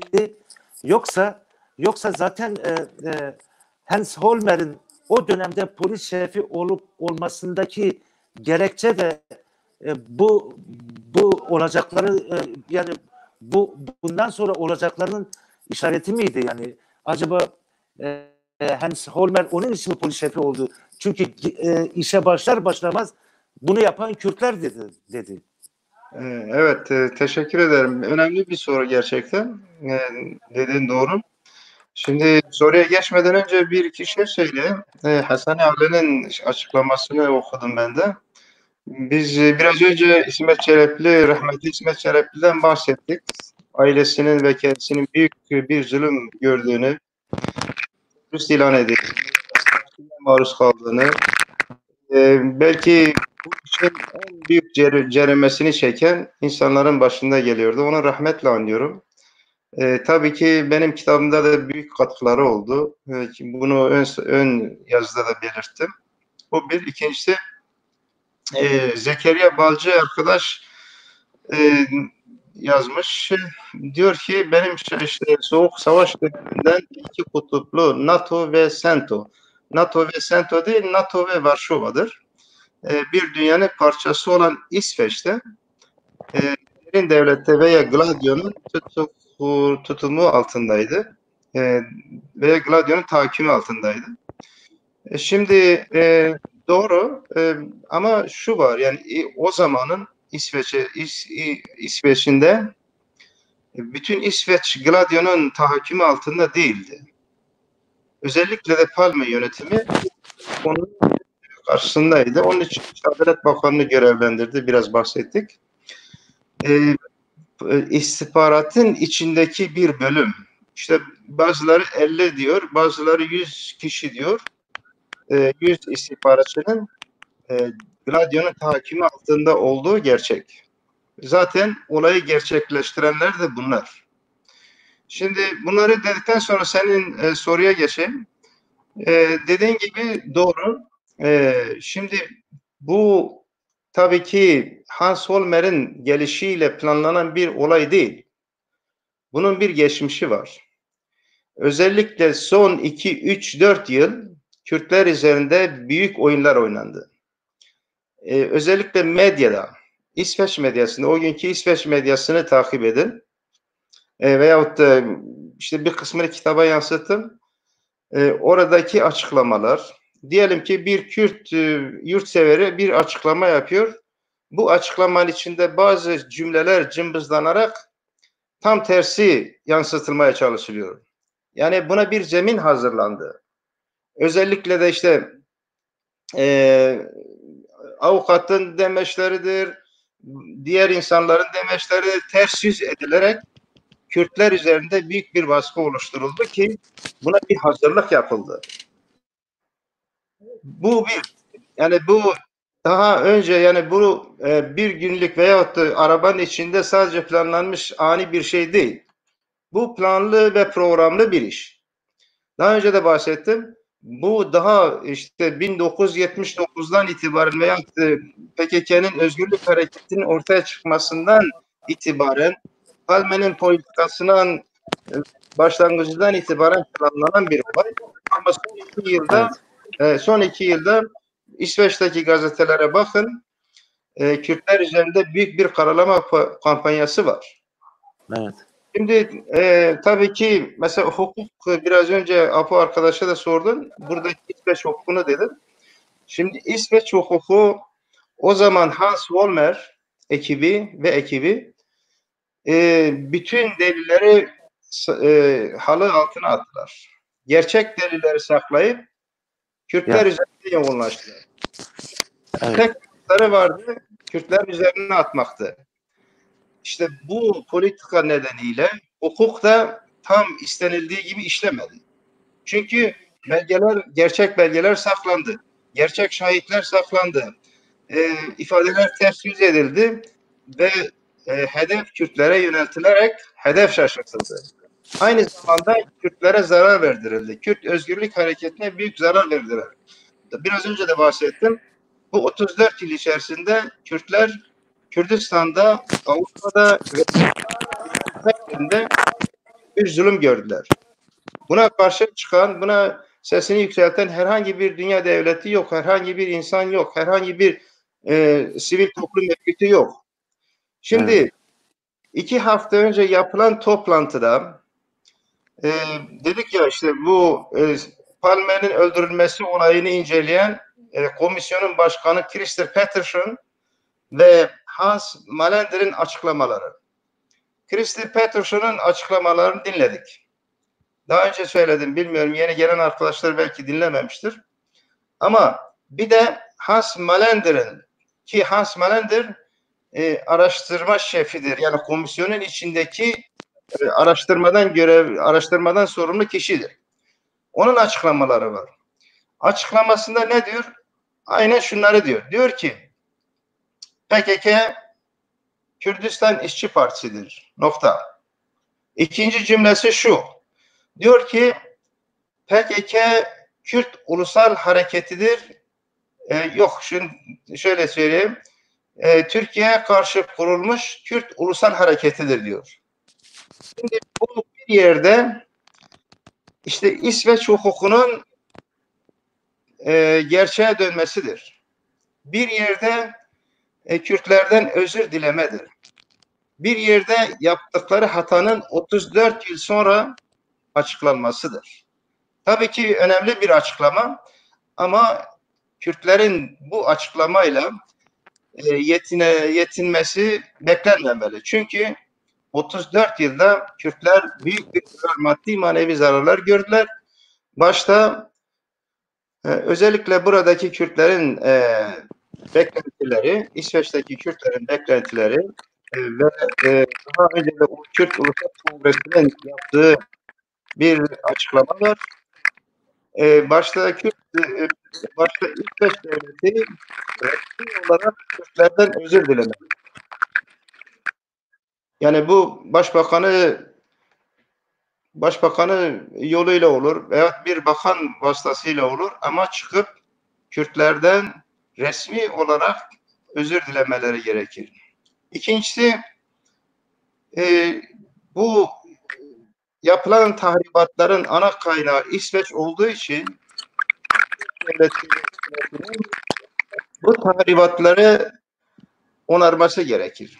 Özellikle buradaki Kürt temsilcileriyle bir toplantı yapıp bir komisyon oluşturmaları gerekiyor. Bu komisyon konuşup bazı kararlar almalıdır. Sonra özellikle İsveç devleti uluslararası alanda bu terörist damgasının kaldırılması, uluslararası platformlarda Kürtlerin desteklenmesi, uluslararası platformlarda Kürtler ile Türkiye arasında bir barış diyaloğunun başlatılması gibi konuları İsveç hükümet olarak ele almalıdır. Yani İsveç uluslararası platformlarda Kürtlerin sözcüsü gibi davranıp Kürtlere verdiği zararı biraz tahmin etmesi gerekiyor. Bunun dışında tabii ki İsveç sevdiğim bir ülkedir. İnsanları sevdiğim benim ikinci bir ülkemdir. İsveç insanları biliyor mesela. İsveç araştırmacıları biliyor. Gazetecileri biliyor. Herkes biliyor. Bilerek Kürtlerin üzerine atıldığını ama Kürtlerin suçsuz olduğunu biliyor. Bu nedenle Kürtlere özellikle de diğer Rojava'da her Kürt kentinde benim önerim her Kürt kentinde İsveç'in bir okul ve bir hastane yapması benim önerimdir. Çünkü yapılan bu zararın en azından biraz da maddi yönüyle desteklenip Kürtlerden bu yolla bir özürün dilenmesi gerektiğini düşünüyorum. Evet. Teşekkürler. Sureş. Burada tam da benim sormak istediğim soru avukat arkadaşımız Sayın Abdullah Deveci'ye. Yani PKK'nın kriminalize edilmesinden kaynaklı Kürtlerin gördüğü zararın telafisi mümkün müdür? Nasıl olmalı? Hukuken neler yapılabilir? Yani her ne kadar savcı çıkıp dediyse de yani bu olay Kürtlerin yaptığı bir olay değildir. Kürtler işte kendi ülkelerinde var olma mücadelesi veren bir halktır. Her ne kadar deseler de yani Kürtlerden özür dilenmesi gerekmiyor mu sizce? Veya Kürtlerin yaşadığı mağdurlukların telafisi nasıl ortadan kalkmalı? Bu konuda neler söyleyebilirsiniz? Buyurun. Tabii İsveç hükümeti, İsveç meclisi Kürtlerden en az bir özür borçlu ve bu özrü de sesim geliyor mu? Evet. Tamam. Yani en az bir özür borçlu 34 yıl yani bir halkın geleceği, bir halkın kaderini, özgürlük hareketini onlarca yıl terörize edip terör listelerini alıp uluslararası işte Avrupa Birliği'nde Birleşmiş Milletler nezdinde bu cinayetle bunun kapısı açıldı. Tabii bunun hukuki, bunun tarihi her açıdan büyük zararları oldu Kürt halkına. İsveç'teki Kürtler en örgütlü olan halklardan diyeyim. Yani hem İsveç'te hem Avrupa'dan işte Yahudi halkı çok örgütlüdür denilirdi. Kürtler birçok yerde, birçok ülkede hatta diyebilirim de çok yüksek yani ekonomik açıdan belki kıyaslanmasa da ama Yahudilerden de çok örgütlü bir halkız. Bir dostlar yarattık halklar arasında İsveç'te de. Tabii bunu Kürtler çok güzel planlayıp siyasi partilerle İsveç Meclisi'yle İsveç Meclisi ve İsveç hükümeti bir özür borçlu. Bu özürle başlayıp kurumlar tarafından derneklerin, sivil halkın, şahısların nasıl zarar gördüğü, nasıl kriminalize edildiği, yani nasıl Amerika'da biz siyahi arkadaşın George Floyd'un ölümüyle Amerika'nın demokrat olmayışı, ırkçılığın Amerika'da ve dünyada da her tarafta da devam ettiği deşifre olmuşsa, aynı şekilde onlarca yıl Kürtler çok kötü, çok haksız şekilde İsveç'te kriminalize edildi. Dünyanın en gelişmiş ülkesi, işte demokrasinin iliklerine kadar işlendiği bir ülke denilirdi ama böyle bir şey yaşandı. Kürtler burada da çok büyük bir şekilde mağdur edildi ve uluslararası boyutu da değindiğimiz gibi çok büyük zararlar gördü Kürtler. Bunun hukuksal boyutu tabii ki ne yazık ki uluslararası anlaşmalar, ulusal kanunlar siyasetin işlendiği gibi, siyasetin istediği gibi yönlendirilir. Yani uluslararası mülteci anlaşmaları, uluslararası işte anlaşmalar, özgürlük hareketlerinin nasıl terörize edildiği, nasıl terör listelerine alındığı, Olof Palme cinayetinde deşifre olan cinayetin 2001'de Almanya ile başlayan, İngiltere'nin başını çektiği PKK özgürlük hareketinin terör listesine alınması tam bir tiyatrodur. Kendi kanunlarına göre de, yani Avrupa Birliği'nin kendi yasalarına göre de nasıl çiğnendi, aynı bu şekilde çok deşifre edilmesi gereken başka bir tarihin bir boyutu. Özellikle İsveç'teki Kürtler bunun peşine düşmeli. Siyasi yönü, kurumları, insan hakları, buradaki af örgütü, buradaki diğer kurumlar harekete geçilmeli. Ciddi bir şekilde, yani biz bunu çok ciddiye almalıyız. Burada PKK'nin terör listesine alınması nasıl İsveç'te başlanmışsa, bu kötü tarihin başlangıcı ve madem ki biz bu kadar örgütlüyüz, bu tarihte buradan başlayacak, buradan temizlenir. Olof Palme cinayetiyle ve İsveç hükümetinin özür dileyerek, bu tarihi temizleyerek PKK hareketinin de terör listesinden çıkarılmasının büyük bir adımı atılmış olur. Zaten buradaki sol partiler, birçok parti, siyasi parti de kongrelerinde karar aldılar. Yani sol parti ta 2016'da kendi kongrelerinde karar aldı. PKK terör listesinden çıkarılsın. Küçümsenecek bir parti, %10'a bir oya sahip. Bunun takip edilip peşine düşülmesi lazım ki uluslararası arenaya taşınsın. Avrupa Birliği nezdinde, diğer Avrupa ülkeleri nezdinde bunu burada kırabilirsek büyük bir adım atmış oluruz. Evet. Çok teşekkürler Sayın sevgili Abdullah Deveci. Şimdi arkadaşlar bilmiyorum, hışırtı var diyorlar. Ses bazen gidip bazen, ben de doğrusu başta sizin söylediklerinizi duyamadım. Kusura bakmayın. Şimdi burada bir mesaj daha var. İzleyicilerimizin mesajlarını da dikkate almak durumundayız. Sayın Şoreş'e bunu sormak isterim. Bir arkadaş soruyor, diyor ki o dönemde yaşanan PKK'nın üzerine atılmasındaki sebeplerden acaba PKK'nın de o dönemde sorumlulukları var mıydı diye bir söylem var. Bu konuda herhangi bir şey söyleyebilir misiniz? Yani bu soruyu da size sormak isterim. Teşekkür ederim. Sayın Şoreş'i. Arkadaşlara da şunu söyleyeyim. Baran Delali bir soru sormuş.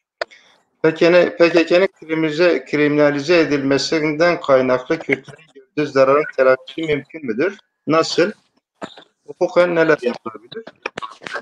Tabii ki Kürtlerin gördüğü zararların telafisi mümkün değildir. Bunların başında insani zararlar.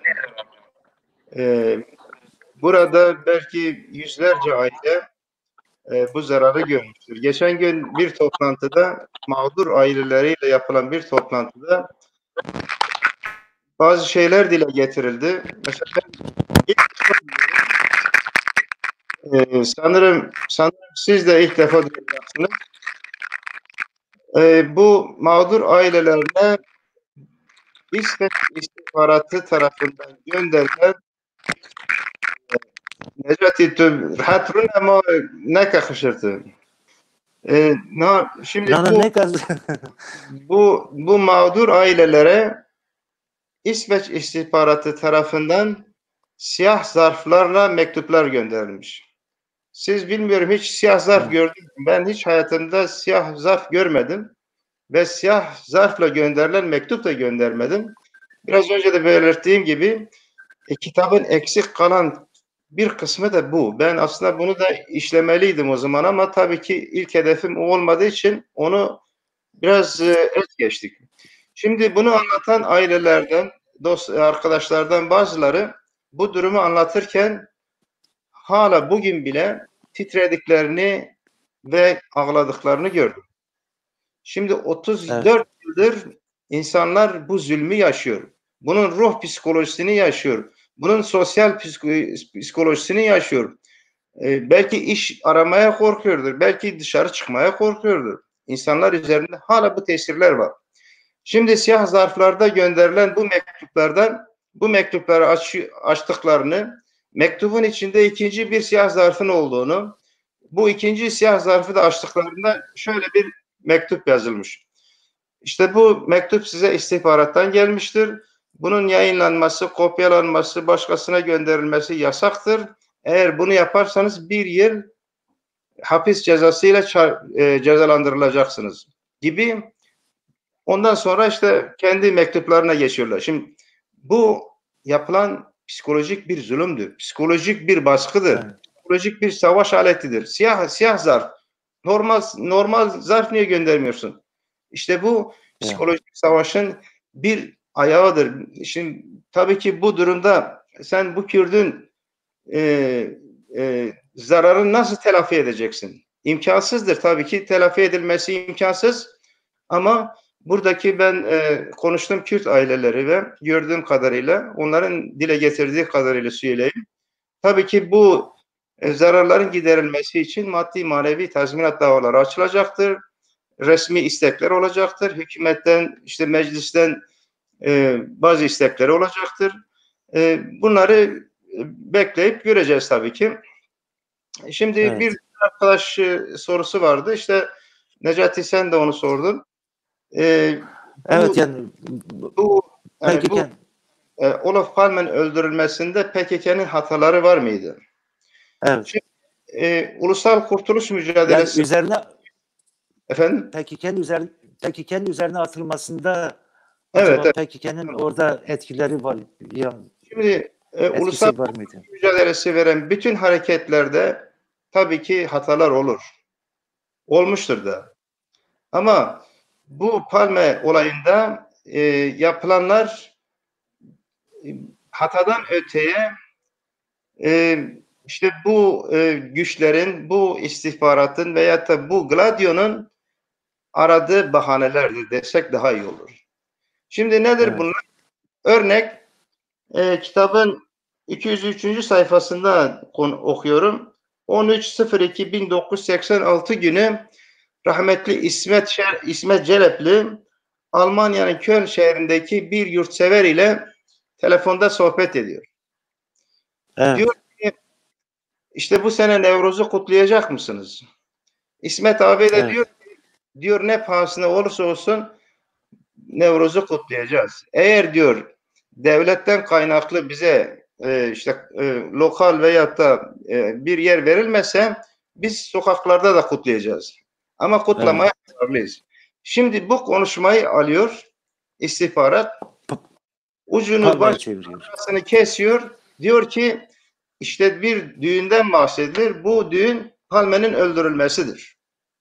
Palme'nin öldürülmesinin şifreleridir diyor. Hiç alakası yok. Zaten Palme'yi Kürtler öldürmesi diye bir düşünce yok. Çünkü Kürtler Palme'yi kendi dostları görüyor, kendi avukatları görüyor, kendi işte ne bileyim uluslararası alandaki savunucuları olarak görüyor. Tabii ki. Şimdi bunu alıp arkasını önüne kesiyor, Kürtlere karşı kullanıyor. Diyor ki siz telefonda işte bir düğünden bahsettiniz. Bu düğün diyor işte Palme'nin öldürülmesi olayıdır. Hiç alakası yok. İkincisi burada İsveç'te 2 tane insan öldürülüyor. Bu öldürülen insanlar deniliyor ki işte PKK bunları öldürdü. Evet. Şimdi en kötü ihtimali desek bile, eğer PKK yaptıysa bile diğer ulusal kurtuluş hareketleri de buna benzer olaylar yapmışlardı. Peki onlar niye terörist ilan edilmedi? Onlar niye böyle tahakküm altında bırakılmadı? İşte bunun tek şeyi bahanedir. Bahaneleri aramak. Bahaneleri ararsan sen ufak bir şeyden, normal bir açıklamadan, bir yurtsever burada bir açıklama yapıyor. Bu açıklama değiştirilerek gazetelerde değişik. İşte PKK dedi ki işte biz İsveç'i kana boğarız vesaire. Aslında hiç alakası yok. Eğer bahane bulmak istiyorsan sen bir kişinin yürüyüşünden de bir bahane yaratırsın. Bunun dışında bazı şeyler diyor, işte bazı ifadeler var. Deniliyor ki PKK Palme'nin öldürülmesinden sonra açıklama yapmadı. Kesinlikle doğru değil çünkü belgeler var. Kitapta da bu belgelerden bahsediliyor. Sayfa 240. Sayfa 240'ta var. PKK'nın resmi açıklaması var. PKK Avrupa temsilciliğinin 3 Mart 1986'da yaptığı bir açıklama var. Açıklamanın girişi şöyle: İsveç halkına ve medyaya aşağılık bir ölüm, adi bir provokasyon, insanlık bir barış mücadelesini kaybetti ve devam ediyor. Aynı diğer örgütlerden bahsedilerek olayın onlar tarafından, CIA tarafından yapıldığını burada söyleniliyor. Daha sonra geçen hafta ben Steyr TV'de izledim. Sayın Öcalan orada açıklama yapıyor televizyonda, diyor ki Palme diyor Avrupa'daki tek dostumuzdu diyor. Biz Kürtler kesinlikle dostumuzu öldürmeyiz. Neden öldüreceğiz ki? Hatta diyor ki işte birçok ülke veyahut kurum bizi karşı karşıya getirmek istedi ama biz oyuna düşmedik. Biz kesinlikle Palme bizim dostumuzdu diyor. Şimdi buna benzer açıklamalar kesinlikle var. Doğru değil. Arkadaşlara tavsiyem tabii ki ben kitabımın yapmak istemiyorum burada ama bu kitabı derinlemesine okuyun. Burada tetikçiler kimdir bile var. Kim Palme'yi öldürmüş? Tetiği çeken kim? Hepsi var içinde. Bütün detaylar, bütün bilgiler hepsi var. Kesinlikle arkadaşlar okumaya çalışsın ve orada bu Kürtler üzerine yapılan uluslararası oyunun temellerini görürler ve ona göre bundan sonra da belki hareket ederler. Teşekkür ederim.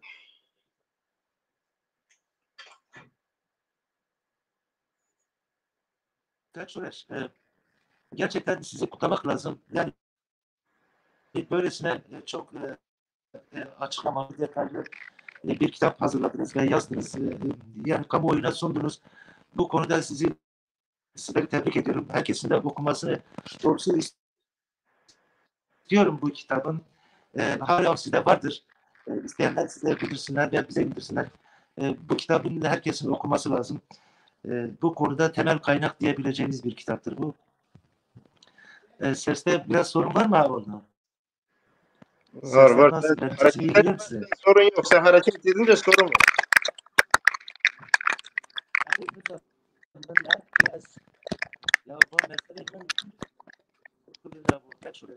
اگه در تخمه اگه پیلینا پیش کشو به تبابه انا çetve ama پیش کشو به pil tababe. Neyse. Yavaş yavaş aslında çok derinlikli bir konu. Bu konuyu detaylarıyla anlatmaya çalıştık. Sizler de bugünlerde canlı yayınlarda çıkıyorsunuz, durumu anlatıyorsunuz.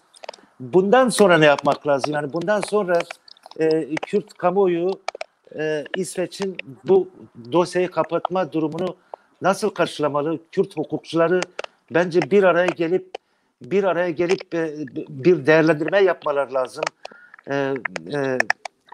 Yeni bir çıkış yapmak lazım. Yani yıllarca PKK'nin ve Kürtlerin kriminalize edilmesinin sebeplerinden Biri de buydu işte. Bunlar nasıl bertaraf edilecek? Bu konuda neler diyeceksiniz Sayın Abdullah Deveci? Tabii daha önce değindiğimiz gibi çok önemli. Bunun peşine düşünmesi. Yani hem siyasi boyutuyla hem hukuki boyutuyla. Bir de ayrıca İsveç'te bu yıl yani 1 Mart 2020'de terör kanunu çıktı. Yani terör kanunu parlamentoya geldiğinde en çok sol parti karşı çıkmıştı bütün oylarıyla. Çünkü Evet. terör kanunu çerçevesi, kanunun içeriği Türkiye'deki terör kanunu gibi. Hedefi sosyalist, feminist, özgürlükçü hareketleri hedef alan bir kanun. Yani IŞİD-vari, El-Kaide vesaire olan örgütler değil. Ki pratikte de zaten öyle oluyor. Kurumlar buradaki Kürt örnekleri yardım alamadı. Halen de bunun mağduriyetini yaşıyoruz. Yani derneklerin işte kriminalize edilmesi, ya devlet tarafından derneklere verilen yardımların Kürtlere verilmemesi veya kısıtlanması bu olaylarla bağlantılı. Bunun hukuki boyutu eğer Palme olayında biz çok örgütlü davranırsak her açıdan bunun işte siyasi, bunun hukuki, bunun medya, bunun siyasi partiler aracılığıyla çok boyutlu olması lazım ne yazık ki. Üstüne gidebilsek, bu durumu kırabilsek, özellikle büyük parti olan, hükümette olan sosyal demokratlarda bunun kırılması lazım.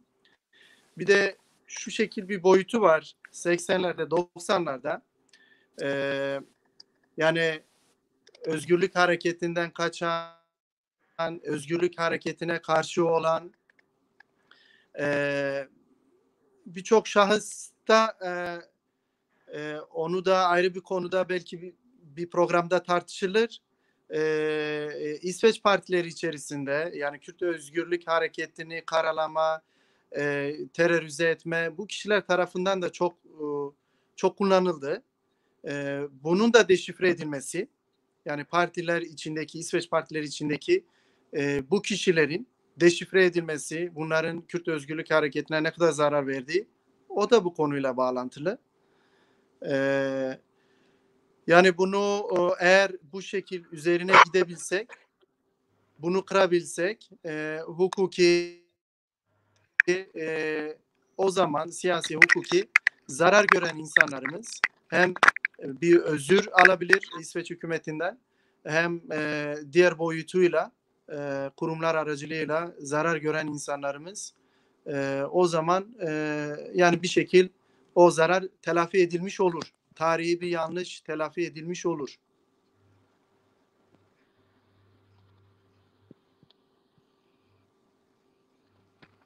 Siz bu konuda neler söyleyebilirsiniz Sayın Şöyle? Sesinizi alamıyorum. Sesim geliyor mu? Ses gelmedi. Ses gelmedi. Neyse ben bu arada iki soruya cevap vereyim. Sen sesini düzeltinceye kadar. Şimdi Hacı Miran Delali bir soru sormuş. Diyor ki cinayetten önce PKK ve İsveç arasında bir gerilim olmuş mudur? Hayır, bir gerilim olmadı. Ama gerilim olmuş gibi İsveç istihbaratı, İsveç medyası gerilim olmuş gibi bir hava estirdi.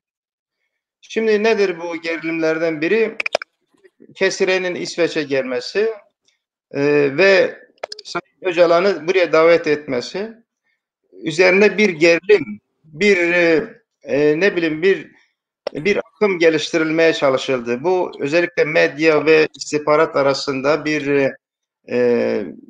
bir ilişki sonucu böyle bir gerilim yansıtılmaya çalıştı ama gerilimle hiç alakası yok çünkü o zamanın istihbaratı hükümete verdiği bir raporda der ki işte PKK İsveç'i kendisine üst olarak üst yapmak istiyor ve İsveç'i kullanmak istiyor. Bu nedenle diyor Abdullah Öcalan'ın İsveç'e gelmesine kesinlikle izin vermeyin. Böyle bir rapor da var. Şimdi bu böyle bir rapor üzerinde medya ve istihbarat işbirliğiyle bir gerilim havası yaratıldı. Aslında PKK ile İsveç arasında hiçbir gerilim de yoktu. Tam tersine buradaki istihbarat medyayı kullanarak Kürtlerin İsveç'e düşmanlık beslediğini yaymaya çalıştı. Bir gerilim yaratmaya çalıştı. Ama bunun Kürtlerle hiç alakası yok. Çünkü tam tersine provokasyonu, gerilimi yaratan kendi istihbaratlarıdır. Kendi medyasıdır. Özellikle istihbaratın buradaki derneğin önüne bir araba taş yığarak halkın gelip derneği taşlamasını sağlamaya çalıştılar ama olmadı. Derneğin önünde bir bisiklet park ederek içine verici yerleştirerek Kürtleri dinlemeye çalıştılar. Benzeri olaylar tabii çok ama bahsedilen bir gerilim yok. Kesinlikle bir gerilim yok. Medya bunu çok kötü kullandı. Medyanın kullanması iki yönlüdür. Birincisi buradaki yurtseverlerin Yıldırım'ın açıklamalarını ters yüz ederek bir gerilim havası yaratmaya çalıştılar. İkincisi de biraz önce Apo arkadaş da bahsetti. Buradaki Kürtler özellikle de neydi ismini buradaki Kürt parti önderlerinin açıklamaları var. İşte bu açıklamalar İsveç gazetelerinde yayınlanarak PKK üzerinde, Kürtler üzerinde bir gerilim havası yaratılmaya çalıştı. Bunlar içerisinde Kemal Burkay'ın Dagens Nyheter'deki açıklamaları var. Bunu isteyen arkadaşlar 151. sayfada görebilir. Orada Kemal Burkay'ın açıklamaları var. Diyor ki PKK teröristtir. Kürtleri öldürmek için kurulmuş bir örgüttür diyor. Buna benzer Kürtler tarafından da medyaya yansıtılan bu demeçler Kürtlerin bu işte parmağı olduğunun zemini yaratılmaya çalışıldı. İkinci bir soru vardı. Bu çok önemliydi. Yani bunu açıklamanız çok önemliydi. Evet. Yani o dönemdeki bazı Kürtler de, bazı Kürt taraftarları da bu olayın Kürtlerin üzerinde yıkılması için çaba sarf ettiler, gayret ettiler. Mesela o Abdullah arkadaş bahsetti. Bu kaçanlar, hainler vesaire bir sürü insandan bahsediliyor. Onları saymıyorum. Evet. Sadece medyadan çıkan olaydan Kemal Burkay'ın açıklamaları var. Mahmut Baksi'nin açıklamaları var. Onları iletmeye çalıştım. Bir de Zekeriya Balcı arkadaş bir soru sormuş. İsveç'in Kürtlerden özür dilemesi söz konusu olur mu? Şimdi tabii sen isteyeceksin. Bu bizim hakkımız. Bu Kürtlerin hakkı. Çünkü ezilenler, horlananlar, zulüm görenler Kürtler. Mağdur olan Kürtler. Kürtler bu isteğini devlete iletecek. Bunu tek tek yapabilir, grup şeklinde yapabilir, kanuni yollarla yapabilir, başka yollarla da yapabilir. Yani ben tabii o yolların tam erbabı değilim ama oturulur, konuşulur, bir karar vardır. Şimdi İsveç özür diler mi, dilemez mi? Şimdi biz Kürtler olarak özür dilemesini bekleriz. Ama İsveç devlet olarak bu özürü sindirir mi, yapar mı, yapmaz mı? O onların bileceği bir iş. Nasıl ki Almanya Nazilerden özür dilediyse, Nazi katliamından özür dilediyse, sanırım Willy Brandt'ı Yahudi heykeli önünde eğilerek özür dilediler. Şimdi neden Kürtlerden dilenmesin ki? Kürtler on binlerce insanını kaybetti. Binlerce köyü kaybedildi. Milyonlarca insanı yerinde yurdundan edildi. Burada binlerce insan psikolojik baskı gördü. Şimdi bu az bir şey değil. Daha birkaç gün önce yapılan toplantıda insanlar, buradaki aileler durumu anlatırken ağladılar. 34 yıldır süren bir ağlama, bir eziliş var. Şimdi bu özür dilenmesi bence İsveç'in büyüklüğünü gösterir. İsveç gibi bir devletin bunu yapması gerekir diye düşünüyorum yani. Neden olmasın ki?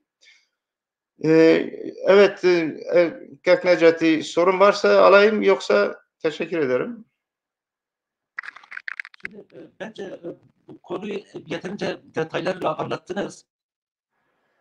Tabii ki konu çok uzun bir konu. Daha da derinleştirilebilir. Yusuf Ziya Şunu da ekleyeyim. Şimdi geçmişte tabii biz Kemal Burkay'ın ismini verdik, başka isimler verdik.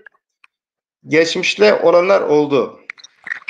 Türkler olarak geçmiş sayfaları artık kapatmalıyız. Yapmamız gereken şu. evet, yani bence bu konuyu evet. Şunu bitireyim Necati. Şimdi Kürtler Evet. sonra Sona doğru toparlayalım da yani. Şimdi bir saniye müsaade et. Şimdi bundan sonra Kürtler eski defterleri kapatıp olanlar oldu, geçen geçti. Onu artık geri dönmemeliyiz ona. Buradaki özellikle İsveç'teki bütün Kürt kurumları, PKK'li, PKK'siz, karşı olmayan bütün Kürt kurumları, istisnasız bütün Kürt kurumları bir araya gelmeli. Birincisi bunu bir Kürt birliğine çevirmeliyiz. İkincisi, Kürtler tek elden hareket edip İsveç'ten ne istediklerini istemeliler diye düşünüyorum. Evet. Aynen böyle. Bizim de temel düşüncemiz bu Kök Şureş. Ben burada bitirmek istiyorum. Yani son sözlerinizi alıp programı bitirmek istiyorum. Çünkü epey de oldu. 2 saate yaklaşıyoruz. Hatta yaklaştık da.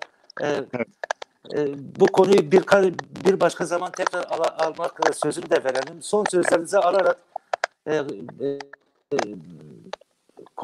programı bitirelim. Buyurun Şureş Hanım. Yani siz son sözlerinizi söyleyin, daha sonra Abdullah arkadaşa geçelim. Tamam. Şimdi biz Kürtler tabii ki okumayı sevmeyen bir milletiz.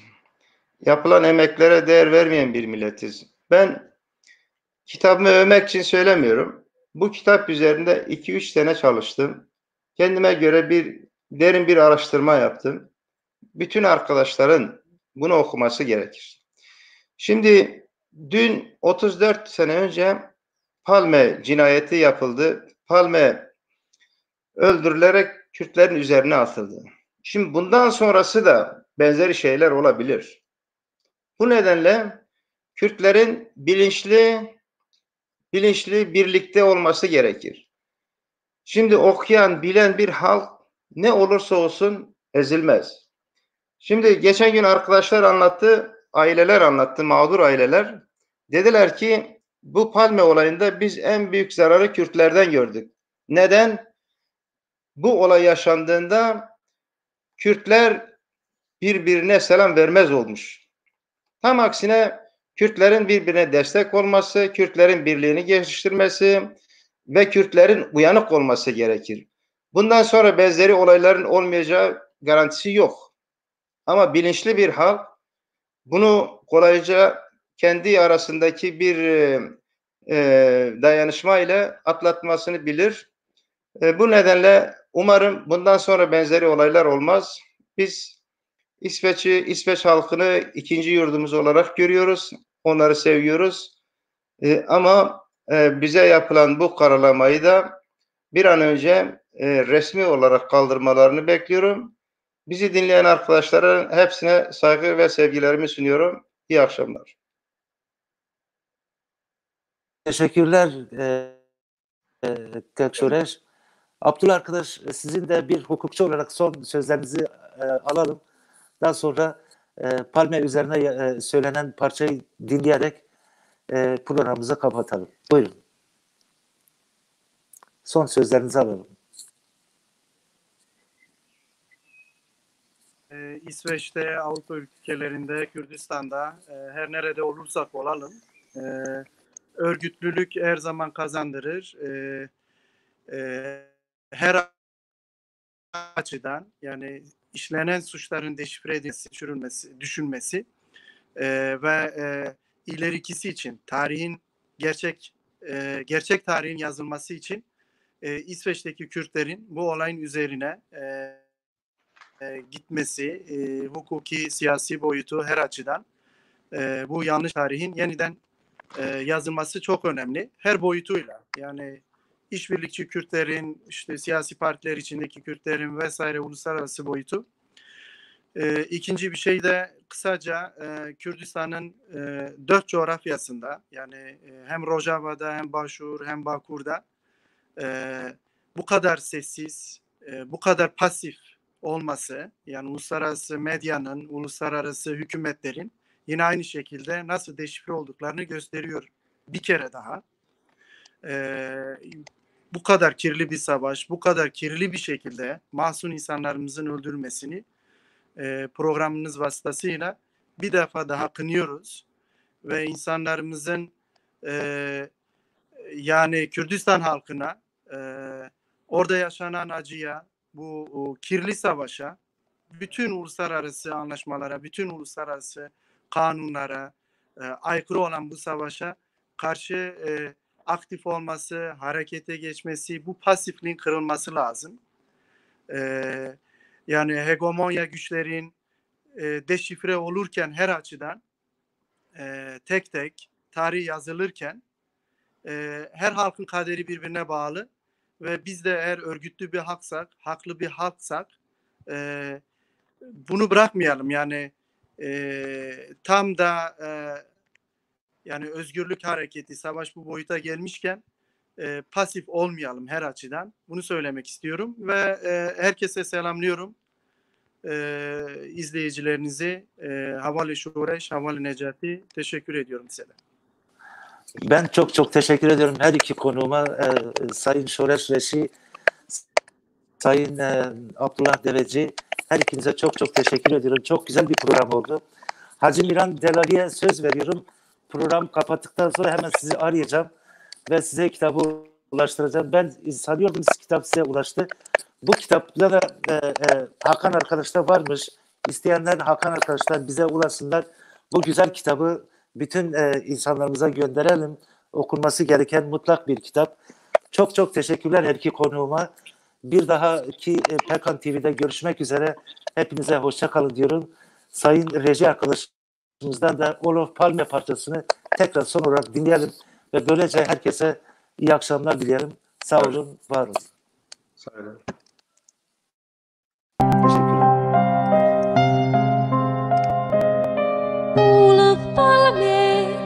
Olof Palme, fredsdufan sitter på ditt bröst. Så modigt du talade om freden ur ditt hjärta. Olof Palme, fredsdufan sitter på ditt bröst. Du kände alltid världens lidande, dess smärta. I din tid fick Vietnam fred, som du i dina tal hade kämpat för. Vi lyssnade hängivet, men ingenting var givet. Då du hatades bland maktens människor, din klokhet och djärvhet jag beundrar, och din glöd som gav dig en styrka. Så mycket eld i själen, så mycket all för freden. Du sa med mod och styrka, du hade öppet hjärta, du kände alltid världens lidande. Fredsduvan flög till mig från dig och sa så här: Vi ska våga kämpa för freden, för att skapa rättvisa i världen. Vi ska hjälpa andra människor som lider just nu.